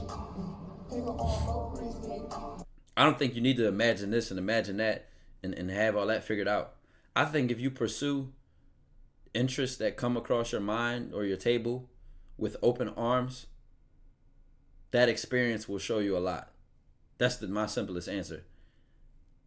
That experience will naturally open your mind. Emmanuel, I appreciate the 7 months. And the reason I say with open arms is because the moment a lot of us are proposed something new, I don't know, man. That's not me. I can't. That's not the definition. To me, that's not open arms. You're closed off to it. You know what I'm saying? So open arms is like, why not? Fuck it. Like, oh, all right, let's see. Let's try it. To me, that's open arms. It's like a willingness. You know what I mean? who you are. Yeah.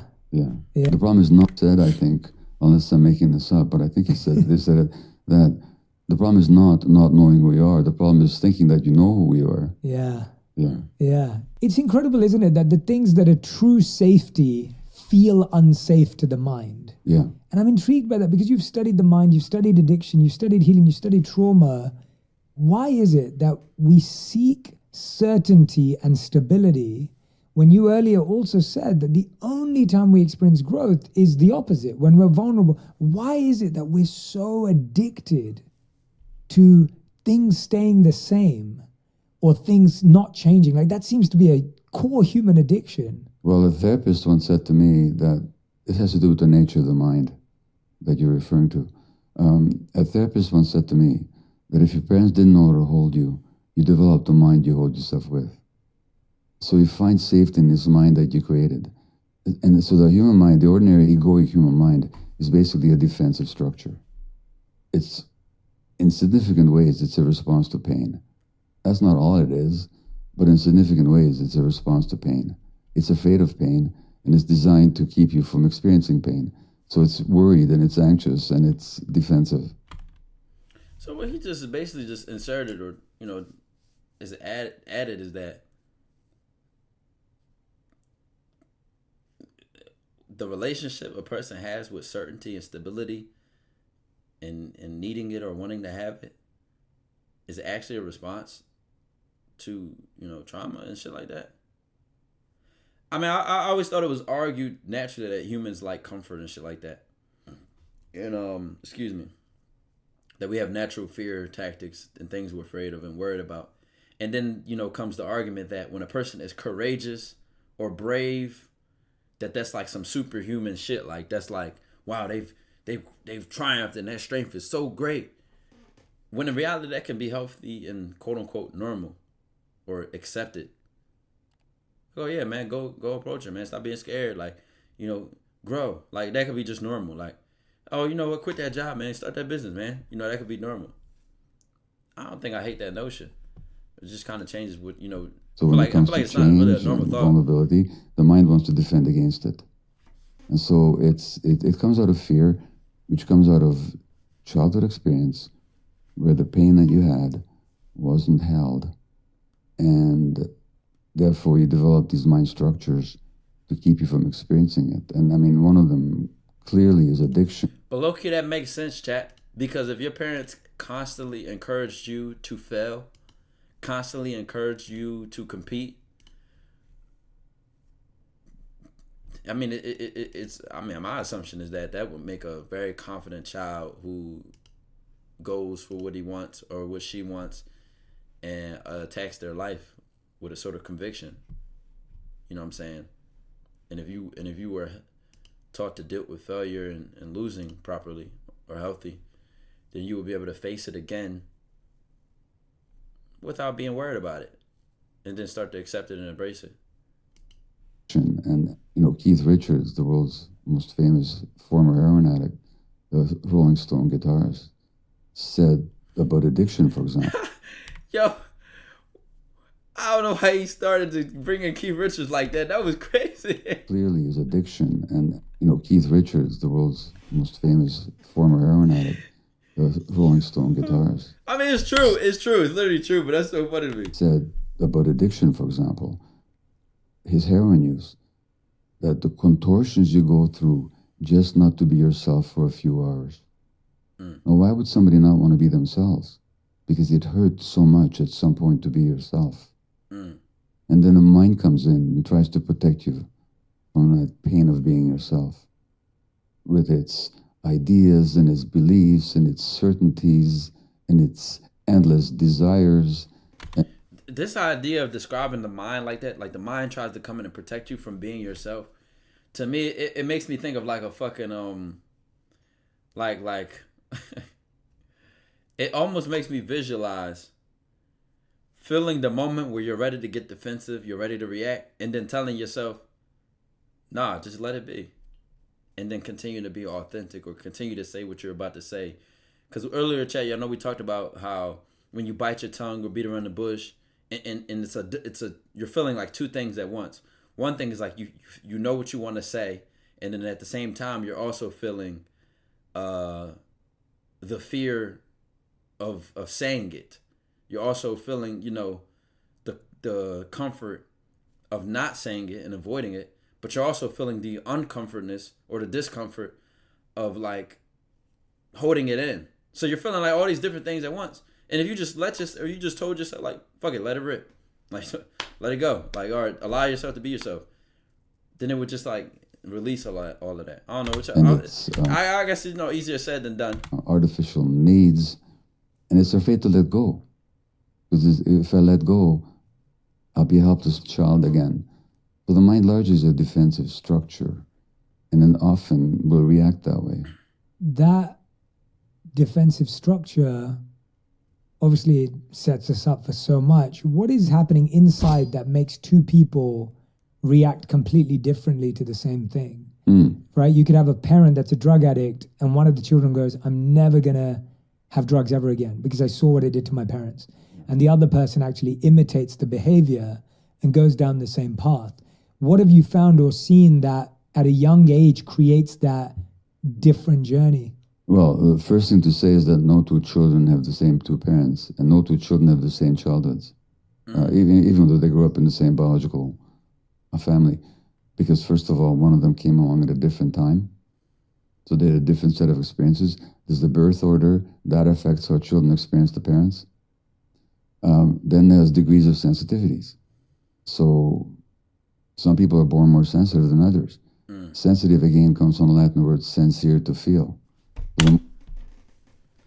Oh my, this is why the definition of words is so interesting, bro. Oh my God. Oh my, nah, chat. Y'all smell that, don't they? He about to cook, I can smell it. There's the birth order, that affects how children experience the parents. Then there's degrees of sensitivities. So some people are born more sensitive than others. Sensitive, again, comes from the Latin word sensire, to feel. So the more sensitive we are, the more we feel. Given the right environment, a nourishing, supportive, grounded environment, that sensitive child just becomes an intuitive, a creator, an artist, an actor, a leader. But in an environment where there's pain, that sensitive child suffers more pain than the less sensitive one. So he'd have more of a reason to escape from the pain. It's not so much that he imitates the behavior of the adult, it's that he takes the same escape route. And addictions are always, in my view at least, an escape route from pain. Holy shit, bro. That could have been a drug addict, bro. So it has to do with birth order, with family circumstances, degrees of sensitivity. No lie, chat. You know how I would say when it comes to when you look at the quality of something, right? Whether it's intelligence, leadership, or skill. I take something controversial and I say Martin Luther King, right? could have led a mission of hate like Hitler. And Hitler could have led a mission of love like Martin Luther King. Why? Because they both recognized something that bothered them, dedicated their life to it, and rallied up a bunch of people to do it. Right? Take that ability to do that, and you can change the intention. You can change the the inspiration or the meaning of it. Right? But look at that ability to do it. What he just pointed out is something I never thought about, which is a sensitive person, right, could avoid the pain of everything they're sensing because they're extra, they're more sensitive than the next person. Or they could take that sensitivity and use it towards creativity, leadership, or serving another person. It makes so much sense to me because the reason I do what I do now, and this shit changed my life, and even when I was doing pre-med in college, that shit was all based on an issue that to me I was sensitive to. Lack of leadership and role models for men that I recognize the men I grew up with didn't have, and it led them to some crazy places and to do some crazy things. With that being said, I became so sensitive that shit literally brought tears to my eyes. It bothered me. And then that's when I found my purpose. Because of that sensitivity to that pain. Or that empathy, or that, or that sense of spiritual. That shit bothered me, you know what I'm saying, to this day, which is why I still do what I do, and I will do it every day until the day I die. So it's like that same sensitivity. If I couldn't process it and I didn't channel it towards creativity, video making, leadership, community service, and things like that, I could have been coping with it in another way. That's crazy. I never thought about it like that. How do you cope with your pain? Holy shit, chat. I think about it. That's why I don't call it motivation or inspiration. I just literally couldn't cope with the fact that young men were being failed and it was ruining their lives, and it could have ruined mine. I couldn't cope with that. That's crazy. And this is what I chose. This is how I chose to live, and this is who I chose to be. That's crazy. I don't know. I never thought about it like that. Some people are born more sensitive than others. Sensitive, again, comes from the Latin word sensire, to feel. So the more sensitive we are, the more we feel.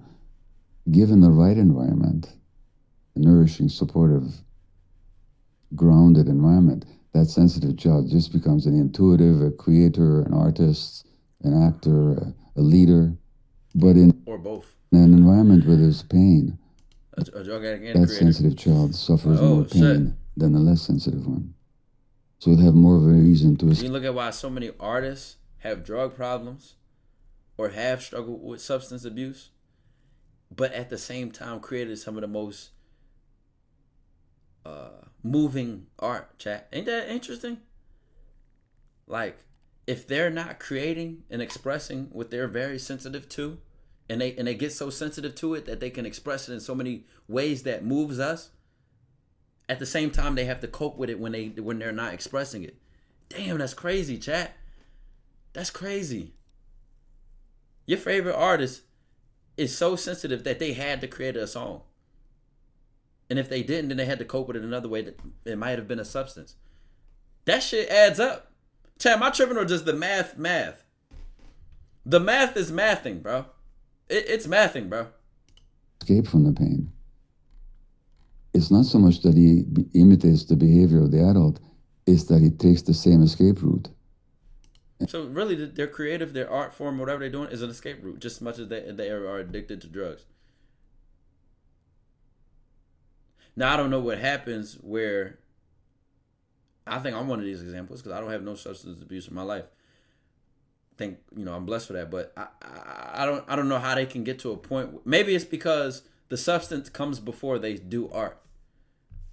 I don't know. It'd be interesting to find out why.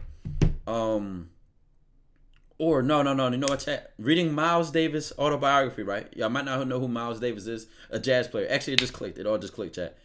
Miles Davis was a jazz player. Rest in peace to him.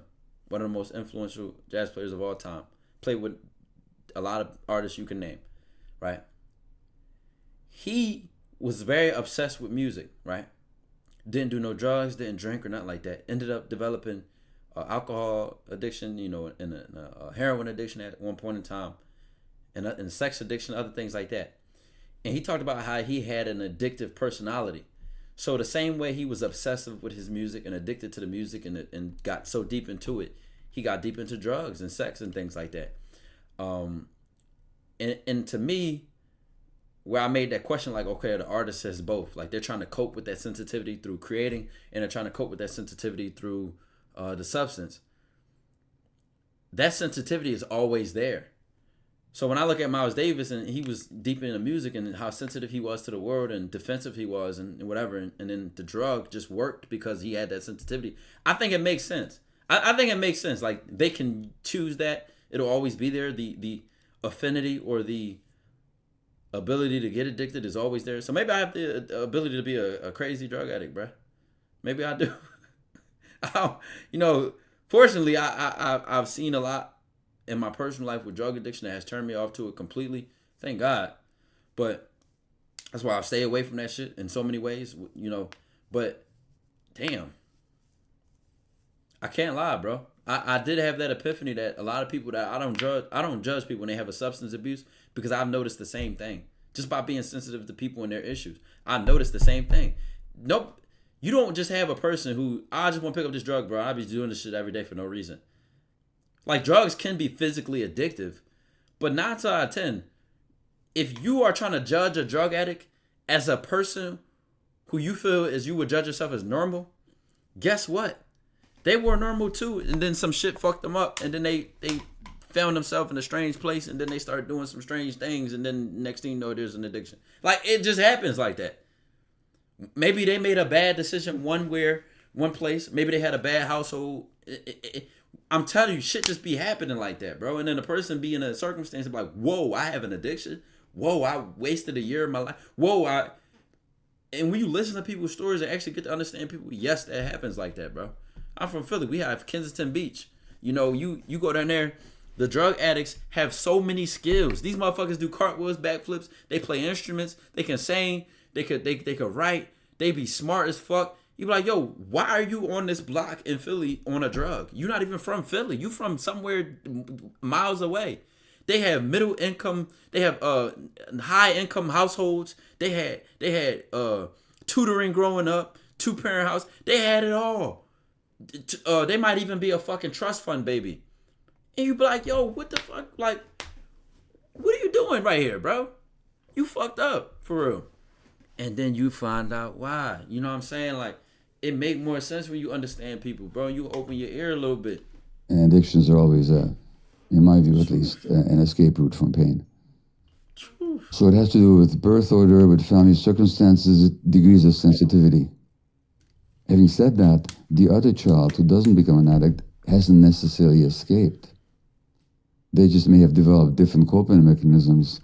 I say to that, Chad, this is the beauty of being a human being. We can change. So it's, Marcus says, a guy with a serious drinking problem, damn, this is enlightening. This is why I say, listen, it's okay to be broke. It's okay to be alcoholic. It's okay to be a drug addict. It's okay to be anything you can name, right? So it's not okay to stay that way, because then you might come across some information. Easier said than done. Easier said than done. And hopefully, you find a network that can help you get there. Or maybe you find out, I have to help myself. That's what I realize. A lot of people who have changed and beat those addictions, and they say, I got to do it myself. And then they end up finding that strength too, right? So let me tell you what I was saying or about to say. Is that when you come across the information like, hey, this is how I've been dealing with it, but there is actually a better way. Find that better way. Get used to it. Deal with it. Make it normal to you. And bam, you're good. And know that there's a better way. To me, that's what creates all change. Is knowing, damn, there's a different way to do it. There's a better way. I don't have to do that anymore. And then replace it. Because this is why I argue. We all are addicted to something. Maybe you're addicted to comfort, laziness, a drug, a person, validation. We are addicted. I feel like we all chase some sort of stimulant. So they might have become one of these people that are going to make a big success in the world of themselves, and they're never going to fail, and they have to be the best, and they're going to suffer too. They just might suffer in a different way. That sensitivity you're talking about is probably one of the biggest questions I get asked right now, and I want to ask it to you because I feel your experience could offer some real light on it. I feel people are experiencing so much sensitivity and empathy that they just can't stand the world we live in today. There are people like that. And I hear this again and again, where it's like, whether it's the political climate or the economic climate. That's the argument for nihilism, is that when people become nihilistic and say, "Oh, nothing matters at all," or it is what it is. Like, fucking nothing matters. We live in a rock, and it's like the freedom they get to not care no more is their reward for like saying nothing matters at all. That's their, that nihilistic person was once a person who cared so much that they figured out that that's where they went to mentally. Or their family have addictions or friends, like everything that you talk about in the book. And people feel, this can't be my home. Like this is not the place I want to live in. And so just as you were saying earlier, that someone may have the thought, I don't want to be myself or feel like myself for a few hours. People say, well, this doesn't feel like the world I want to live in. I'm sure you've met many people who've felt that way, seen that way, or maybe even talked that way. Haven't met people. Let me tell you something. Or worked with people. I had an experience with ketamine a few years ago. This is a ketamine training for healers, and I was injected with ketamine. It was taking me where it was taking me, and all of a sudden I found myself screaming, I hate the world. That was good that it came out of me. So I totally know what you're talking. I'm just saying that person. Yeah. I personally know what you're talking about. Okay, so here's the thing. I'll go with the 8 months. I appreciate I it, think man. a lot of that has to do with that. First of all, the world is getting more stressed. It's getting more split. Everybody sees the person. Yeah. I personally know what you're talking about. Okay, so here's the thing. I think a lot of that has to do with that. First of all, the world is getting more stressed. It's getting more split. Everybody sees that. It's getting more hostile in a lot of ways. It's getting less welcoming and more dangerous, more alienating. On the one hand, on the other hand, we're more and more alone with it. Isolation and loneliness are rising. So if people experience pain and change and stress or even danger communally, it's bearable. But when we're alone with it, it becomes less and less bearable. And so one of the major factors driving, I think, the sensitivity that you're describing is just how alone people feel. Which is how not how we really need to hold each other up, man. We're meant to be.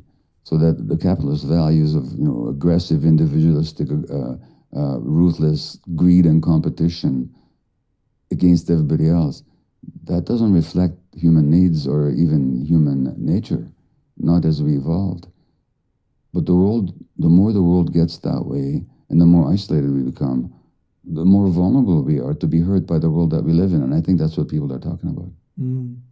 Yeah, I think one of the biggest things for me, I was really fortunate that the clients I coach and the people that I work with, I got to experience a lot of individuals who were vulnerable with me, but they experienced being lonely and successful.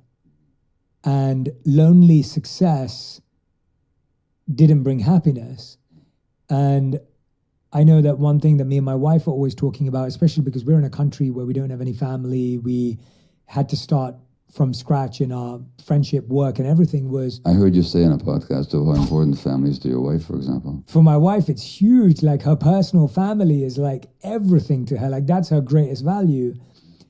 But here we had to build our family. Yeah. And I think one of the things we constantly do is we try and make a concerted effort in order to cultivate and curate our community in LA. Mm-hmm. And it's fascinating to me because, again, perception comes in where most people say to me, well, LA is a very shallow place. Like, LA is a very fake place. And I'll say, well, I found some of my best friends here and incredible human beings. How much does that perception of a place or a space or a person actually also make us more lonely? Because I find sometimes that loneliness is created by perception. Like, if we're scared of being vulnerable with someone, it's hard that someone will be vulnerable with us, right? So what do we need to do in order to build deeper relationships for healing and in this path that you're suggesting? Well, first of all, it occurs to me that loneliness is always perception. There's a difference between being alone and being lonely. Alone is just a fact and that we can embrace and make decisions about. Loneliness has got an emotional charge to it. Loneliness has an emotional charge to it. And that's very much a matter of perception. You can be alone Cooking, and not be chat. lonely. And you Cooking. can be alone and not be lonely. And you can be surrounded by all kinds of people and be completely lonely. Oh my God! No, chat, he's stir frying y'all right now. Y'all getting stir fried. Y'all are actually getting seasoned, slathered in grease. Oh my God! Matter of perception.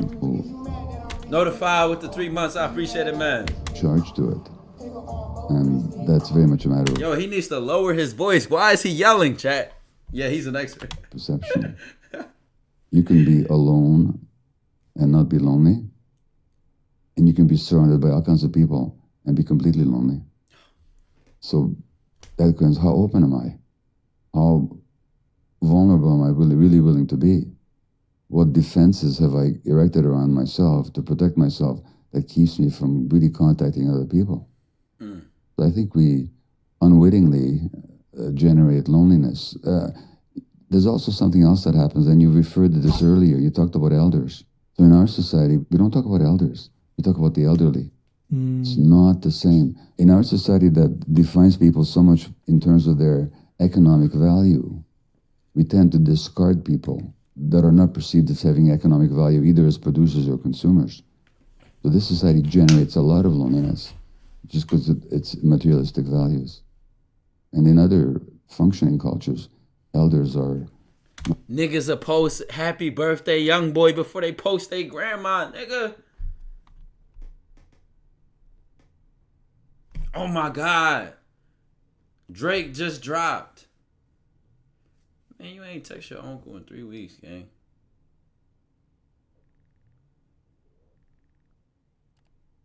Damn.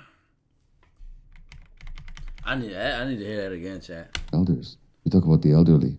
It's not the same. In our society that defines people so much in terms of their economic value, we tend to discard people that are not perceived as having economic value either as producers or consumers. So this society generates a lot of loneliness just because it's materialistic values. And in other functioning cultures, elders are not only they're respected, but they have a purpose. They have the wisdom, they have the experience, they have the vision, they have let go of a lot of the attachments that youth invariably engages with. So they have a lot to offer. So loneliness is also created in a society that has a very rigid and limited set of values. Yeah, I love the change in the language again of the elders and the elderly. And it's, I always go back to that time in my life because it gave me so much. But growing up around people that were the same age, younger, older, and elder gave you so many different visions of life. And when I look back at my childhood or my young adulthood, I was constantly surrounded by people that were older than me, younger than me, much older than me and wiser than me. Yeah. And being able to have everyone's vantage point Yes. created a beautiful 360-degree picture of life. Yes. But most of today, we're only seeing 1 degree. If you spend time with only people your age, you're getting a very limited viewpoint of life versus if you're spending time with a much wider age range. And No lie, I don't think if I had as many old friends as I have, I hate to say like old friends, older and wiser. I think coming into this dating coach shit, chat, it would have been so easy to be red pill. It would have been so easy to just adopt and buy into the common things that were already out there in videos. And it would be harder for me to take my standpoints. Why? Because I wouldn't have a lot of examples I have and pick people's brains in my real life that are happily married, chose to be married, or accept the way that they live and found a long-term partner and dealt with their trauma and healed that and all that. Like it would have been so easy to look at the current dating atmosphere and lose hope. It'd have been so easy to look at the current dating atmosphere and complain and hate about it. Because the condition of it is really not pretty. I'm going to be honest. And it's so easy to become red pill from that. I can be honest about that. But when you have a broad range of examples and you're not just taking your own, Write your own personal experience. Man, Tinder be cooking me, man. They want niggas with money. And then you go watch your favorite YouTuber, and then, man, these bitches want niggas with money. And you turn on your favorite TV show, man, these bitches want niggas with money. You don't never have a different voice or an example that you trust to go against that. You see it, you watch it, you live it. It must be true. So a lot of contradicting, standpoints is what keeps me open to give the advice I give. You don't need to mess with multiple different women, but if you're going to, do it with some integrity. It ain't nothing wrong with getting married. Legally, it could be, nasty, but if you marry somebody, you're with a person you trust, then go through with it. Like, I can give advice that's encompassing of okay, here's this potential negative outcome, and then there's also a potential positive outcome. I think what happens sometimes with people, they become so stuck on that negative outcome, so stuck on it. You tend to get a much less mature and rounded view of life. One of the books I helped to write, co-wrote, is called Hold On to Your Kids, Why Parents Need to Matter More Than Peers. And the point made in that book is precisely what you just articulated, which is that for so many people, their world begins and ends with their own age group, which is a developmental disaster. Because again, we evolved as creatures in touch with multiple people with multiple ages. And we've spent our time around people with multiple ages. When you isolate people by age, as this culture largely does, there's subgroups within subgroups within subcultures within subcultures in a society, all based on very shallow identification with age. It just limits our development and limits our possibilities. And with that development, how do you see human nature? Do you see human nature as muddied, trying to become pure, or beginning at pure and then getting muddied and then trying to go back to pure? Like, how do you see that? Well, we do happen to have a chapter on human nature in this book, and pondering that same question that you just raised, I more or less come to the conclusion it's not that there's a definable human nature, it's not that you can say, because look, Buddha was a human being, Hitler was a human being. One is full of compassion and love and giving, the other is full of greed and aggression and hatred. They're both human beings, so how can you talk about a defined human nature? However, what I think we can say confidently, that there's a certain human potential based on human needs. If those needs are met, development will be healthy and those potentials will be realized. If those needs are frustrated, which there severely were in the case of, say, a Hitler, a terribly abused child, then what you get is the hatred and the rage and the murderous venom that characterized that personality. Now, when you couple that with political power, you see what happens. But that's not human nature. It's just human nature thwarted because the needs of that child were not met in a society that was completely incapable of meeting people's needs. In fact, totally abused them. So human nature to me is not a given. What we have is a human potential based on human needs. So if these needs are satisfied, we can be reasonably confident that people will be connected and generous. Most people want to be kind. It's interesting in this society, when somebody does something selfish or greedy, we say that's just human nature. Do we say that when somebody's kind or generous? Yeah, never. The educator Alfie Kohn points that out. And if you ask most people, when does your body feel more at ease? When do you experience more peace? When you're being... When did your body feel more at ease, for those that thought that was hard to hear? Kind and generous and giving, authentically, not out of a sense of duty, but because that was just the impulse. Or when you're grasping and greedy, when is there more tension and more discomfort inside? So that should tell us something about our nature, that our nature wants to be aligned with connection and generosity and giving. Because our bodies will tell us that. That is so true. That is so true. There is no time in life when you're bitter at someone or angry at someone that makes you feel good inside. Like it does, gut-wise too. I'm not just meaning in the heart space, but in all areas of your body, the tension, the stress, the holding, the tightening.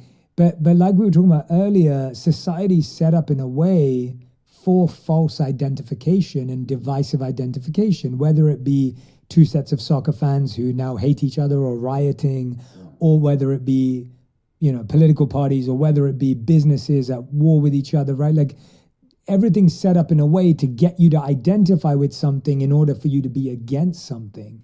Like that's what naturally ends up happening. Even schools, like I went to this school, you went to that school, we competed. Competition seems to be something that has been carefully crafted by capitalist society. And then when you see the rise of, and by the way, I love competition, so a healthy competition is great. So I'm not talking bad about competition, but it's interesting to see how, again, it's so hard to compete without identifying as that being your worth. Yeah. And that requires so much mental, spiritual strength, in my opinion, to be able to differentiate between identification and attachment. Well, it's really interesting because let's take the example of sports that you just mentioned. What do we call the people who participate in the sports? Do we call them players?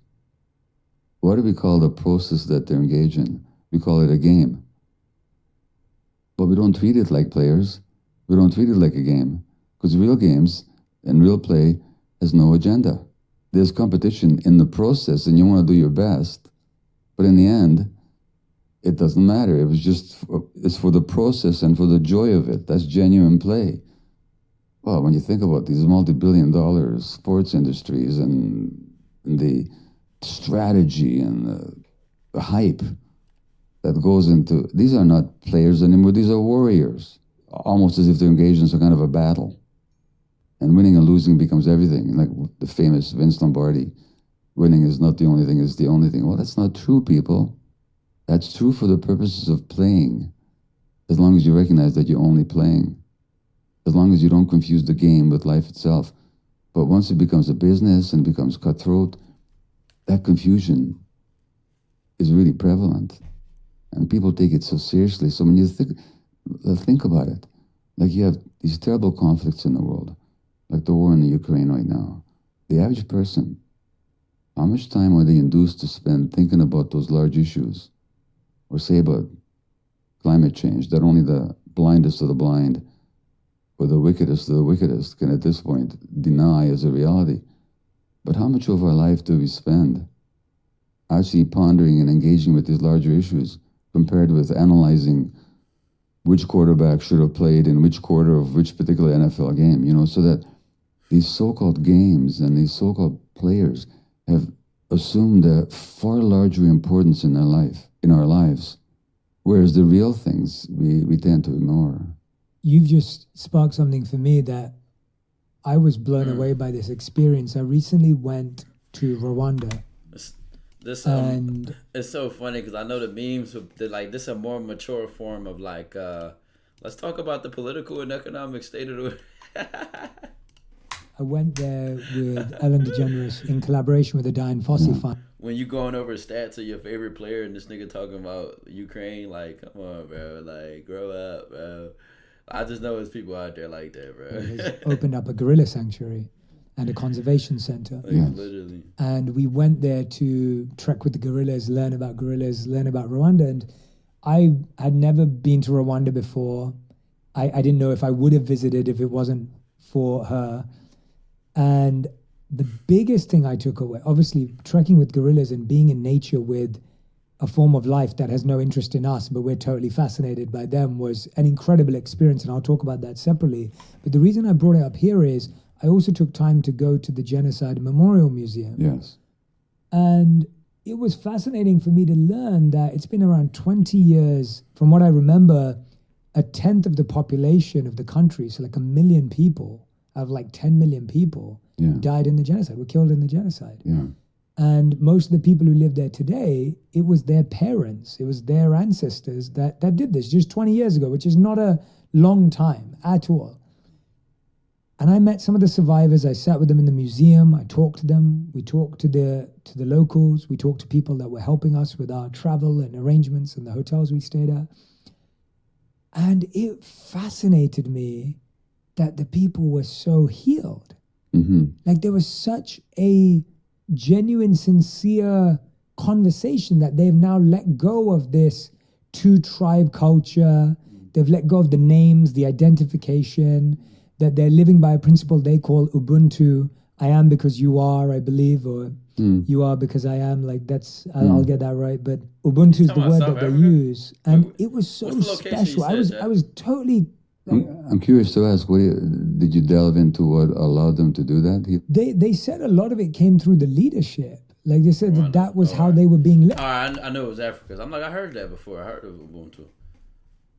Oh, okay. All right. It's what you're saying. Like when you said like they were asked you're saying we don't make time to focus on these huge issues because we're too busy wondering which player played in which position. Yeah. They didn't say it in that way, but that's what they were saying, that our leadership encouraged us to think in this way. And I couldn't believe that in 20 years, when your parents have probably killed their parents, that you were standing next to each other, not worrying about the lineage that this culture was set up. And it was the Europeans who set up part of that anyway. But I just wanted to understand from you, like, what does it take to get to that level of healing? Because that's, people would say, okay, well, it's a 10 million population. To me, They say get back. that's still a humongous win for the world. Yeah. I was wondering if you've seen cultures, or if you've seen even smaller groups, or even living through the war where you've seen that kind of healing before. I don't know how the healing happened in Rwanda. I'm Of course. really encouraged to hear what you describe here. I think at the very least of it, the suffering had to be acknowledged and had to be heard and fully acknowledged. And then the healing can take place. Yeah. Without that, it can't. Of course, absolutely. Which is why it's so important to understand trauma. The suffering has to be acknowledged. Now, in my country, Canada, like when you talked about Rwanda, of course, that tribal hatred didn't just arise up from nowhere, nor is it necessarily in the nature of those people to be like that. A lot of it was the legacy of colonialism that quite deliberately, and you would know something about British colonialism, it quite deliberately set one group against another, the legacy of which was often tremendous struggle and hatred and violence.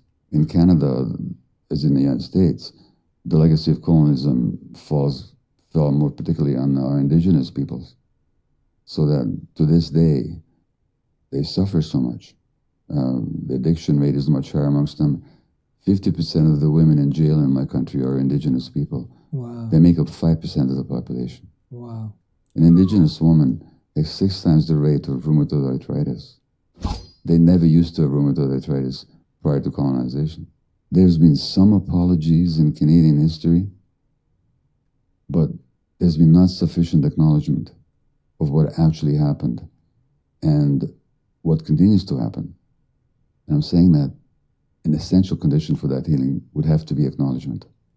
So the Pope came to Canada just maybe 6 weeks ago because the church cooperated with the state to abduct children from their homes, indigenous children from their homes, for over 100 years, into the 1990s, into these residential schools where our native children were not allowed to see their parents, where their culture was extirpated. They had pins stuck in their tongue if they spoke their tribal language. They were sexually abused. Often they died. They were physically abused. They were starved. And the Pope came and apologized. And you know what the apology was? I'm so sorry for what some Christians did to your people. Well, he means well as a person, but that was an apology uttered by an institution, because it wasn't, or it should have been uttered by the institution, but they said, "What some Christians?" It wasn't some Christians, it was the state, and it was the church. And what I'm saying is, that was a good first step. But until there's full acknowledgement and we are fully willing to hear the suffering of the people that we hurt, and that's why in the 12 steps. That's crazy dope, because my paychecks got handed out and you missed yours. What did they do? They do this moral inventory. How did we hurt somebody, and how can we, without imposing on them, how can we acknowledge if that's appropriate? So I think for healing, whether for myself or people that I've hurt, there has to be acknowledgement of the suffering itself. I think that's the first essential step.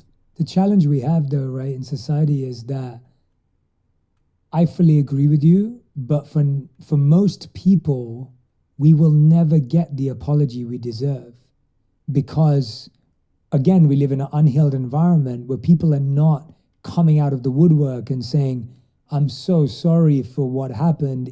And even if they do, it's a bad apology or a incomplete apology or a 10% apology. So how do we function in a world where often the closure doesn't come from the person who hurt us or the person who created the wound or that we received the wound through, and it really comes down to us? Like, that's true. Yeah. So I work a lot with indigenous groups in Canada when they ask me to. And first of all, I often say, well, who the hell am I to offer you advice? Because in your traditions, there's so much healing wisdom. So that the best advice I can give you. Hey, Ron, I appreciate it. Get this up, man. And first of all, I often say, well, who the hell am I to offer you advice? Because in your traditions, there's so much healing wisdom. So that the best advice I can give you is to follow your own traditions. But I often say to them as well, don't wait for the acknowledgement from the government or from society, because it's going to take a long time coming. But you need to acknowledge your own suffering.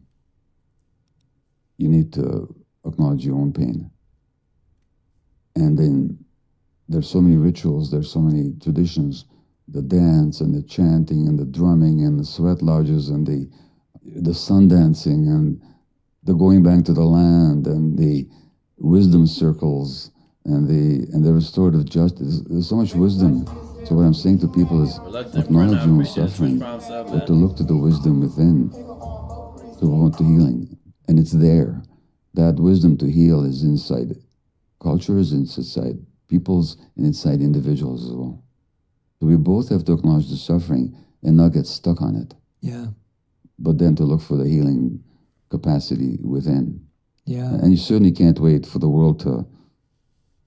It's nice, but you can't wait for it. Otherwise, you're dependent on somebody else for your healing. Yeah. And I feel like when you're healing, most apologies are dissatisfying. I'm definitely posting this. Like when you're healed, and we'll talk about that, what that means, but I feel like when you're more along the process of healing, you can receive an apology, you can receive a vulnerable piece of information from someone who may have hurt you, but when you're in the thick of the healing process, I find that validation and apologies rarely really feel that good. Like, and I'm saying that for myself. I know that when I've been in the thick of like working really hard in my life or trying to make something happen and someone says, yeah, you're doing great, it doesn't feel like anything because you almost feel you don't feel fully understood. I got that. It doesn't make sense, yeah. And even on the healing side. They're not quite seeing you. Yeah. And you don't feel seen. They don't feel seen. They're seeing some aspect of you. Yeah. But we need to be seen. That's a human need. There's a psychotherapist here in California called Edith Egger, EEG. Oh, yeah, absolutely. Yeah, I know Edith. Yeah. So Edith was on the same train, probably, or quite likely on the same train to Auschwitz that my grandparents were, along with her family. She's in her 90s now. She describes, because they came from the same town in southern Slovakia, northern Hungary. Her parents were killed in Auschwitz as my grandparents. Edith describes in one of her books that she goes back to the Berghof, which is in the Bavarian Alps, where Hitler lived, to forgive Hitler. Wow. Which is not to say to make it okay what he did, but to release him from the cage that she kept inside her own heart, because that limited her. So the forgiveness wasn't, it's okay what you did. The forgiveness was, I wasn't going to hold this hatred and this resentment in me anymore, because it's limiting me. You know, so the work really is internal. Where do you see the connections between, you talked about the practices and the healing of the indigenous people, etc. How much do you see a connection between spirituality and healing, and where has it gone right and where does it sometimes go wrong? So first of all, spirituality is one of these words that again gets thrown around. Yeah. It gets thrown around. Who knows what somebody means when they talk about it? Yeah. So we can only talk about it in terms of what you mean by it and what I mean by it. So yeah, I liked what you said, that there are ancient traditions that focus heavily on inner healing. Yeah. And I'll explain my challenge. The challenge I see is that often even these ancient timeless traditions have now become externalized and institutionalized, so they've lost their purity of the inner healing that's required. And they become commodified. Correct, right. Yeah, which is what will happen in a materialist society. Yeah.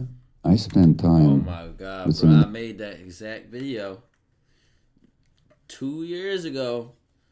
So that's what they done with spirituality, bro. is become a business, things to sell, that's something to profit from in whatever way they can. Motherfuckers not even going to the source. You know what I'm saying? They're not even going to, they just find, it's just bullshit. Indigenous people earlier this year in a ceremony, what I was struck by is that deep, deep, deep connection with nature. In fact, even the connection is inadequate a word. I'm talking about unity. Like they just felt so alive to every blade of grass and every tree and the mountain that overlooked our ceremony and the bison that were in the field. So for me, spirituality, if it means anything at all, it means sense of connection to something larger, which is difficult to define and may be different for every person or for every group, but it's something beyond the limited confines of both body and the egoic mind. Now, I think that's our nature as human beings. I can't prove it, but that's my sense. And I think, and certainly when you talk about indigenous traditions, they talk about the medicine wheel, which is the quadrants involve our emotions and our physical bodies and our social relationships and our spiritual selves. And we have to be sort of grounded in all four of those quadrants to be fully whole. So I think there's something in that spirituality that is really essential to us. What that is, I think each person has to discover for themselves if they don't have a tradition that already grounds them in it. Yeah, you're reminding me of my time that I spent with some groups in Hawaii, and they had a song for the sun and the sea, and they had a beautiful ritual where when a child is born, the umbilical cord is placed on the earth, and then they carve almost like a pattern there to remind the child that this is your connection to the earth. And I always thought that was such a beautiful ritual. I was wondering whether you've seen or whether you've looked at all any aspects of reincarnation or past lives or we just be having baby showers, bruh. Trauma across lives or seen any connections or study in that space. Holy shit, I've had people talk to me about their experiences, and there's a rabbi I met once who told me that in ancient times he was a priest in Egypt. Wow. He was in no way a lunatic, or psychotic. He was a very grounded, lovely man, and he was convinced. My mind doesn't go there. I've read something about these traditions, the Tibetan tradition of the Bardo, and you probably know a lot more about it than I do, but I have not personally experienced it. And my mind, as I've experienced my mind so far, hasn't found a space for knowing what that really means. I understand it intellectually. Yes. But there's nothing in me resonates with it as far as I can recognize. Yeah. Now, maybe at some point I'll have some huge awakening, or maybe after I die there'll be a huge joke on me, saying, you didn't believe, buddy? Well, here it is. But frankly, right now, if you ask me, I'd say nothing in me goes there or even wants to. That's my truth. No, I appreciate that. Yeah, no. I always find it fascinating for people who study trauma, especially when you, as you said, that no child starts at a blank slate. They start with a makeup to some degree, and so that's why I was intrigued. But Dr. Mate, it's been so beautiful talking to you, because I feel like I get to ask you questions that I wouldn't often receive the answers and the quality of answers, the depth of answers that you can provide. I see you as a true elder, as a wise person in our society, and I respect you a lot for that. And well, thanks so much. I can tell you quite honestly that this is not an interview like I've ever had before. Thank you so much. No, well, thank you, and I hope this is the first of many. And I want to make sure that everyone who's been listening and watching, I would love for you to order a copy right now of The Myth of Normal: Trauma, Illness, and Healing in a Toxic Culture. We touched on subject matter from within the book. We touched on ideas from within the book. But as you can see, these are my favorite books.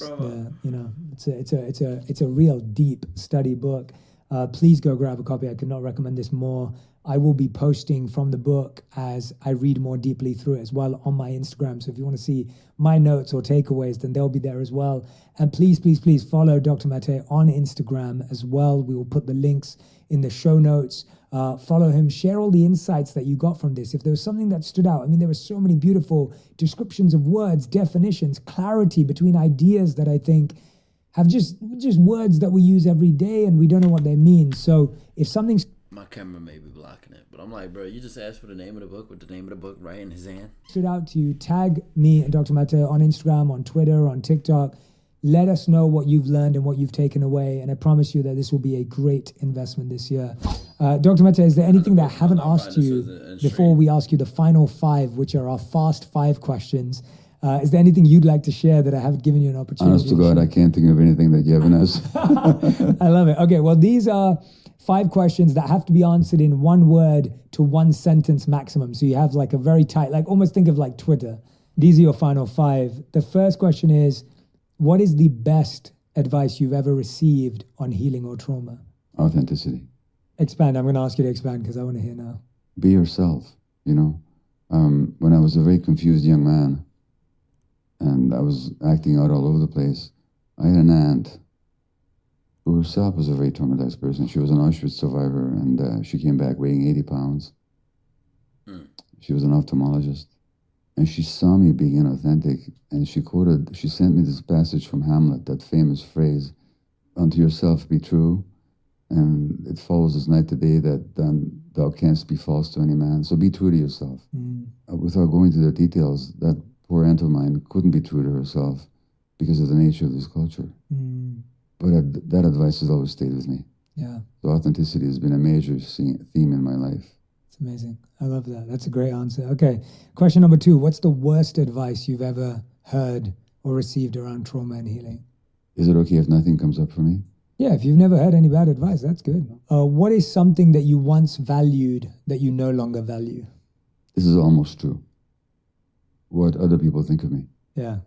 I'd be lying if I said, but at the same time, I can do without it. So it's still there, but I'm not attached to it. Yeah. Question number 4. How would you define your current purpose in life? My purpose is that people are free from limitations of culture and also the limitations of their own past and of their own minds, and also free politically. So my purpose is that people are free. It's beautiful. And 5th and final question. If you could create 1 law that everyone in the world had to follow, what would it be? 1 rule? 1 rule, 1 law, 1 principle that everyone in the world had to follow. If I was coercing and creating the impression that one had to do anything, that already would defeat its own purpose. Because as soon as somebody has to, it's almost like, just lean forward for a minute, would you? Yeah. And put out your hand. Yeah. What do you do as soon as they push on your hand? Resistance. You resist. So as soon as people sense that there's a had to, there's going to be resistance. So I'm going to decline answering that question. That's a great answer. We've never had that on the show. I love that answer. That's a brilliant answer. That's fantastic. I love the way you think. The Myth of Normal is out right now. Trauma, illness, and healing in a toxic culture. Dr. Gabor Mate. He cooked, chat.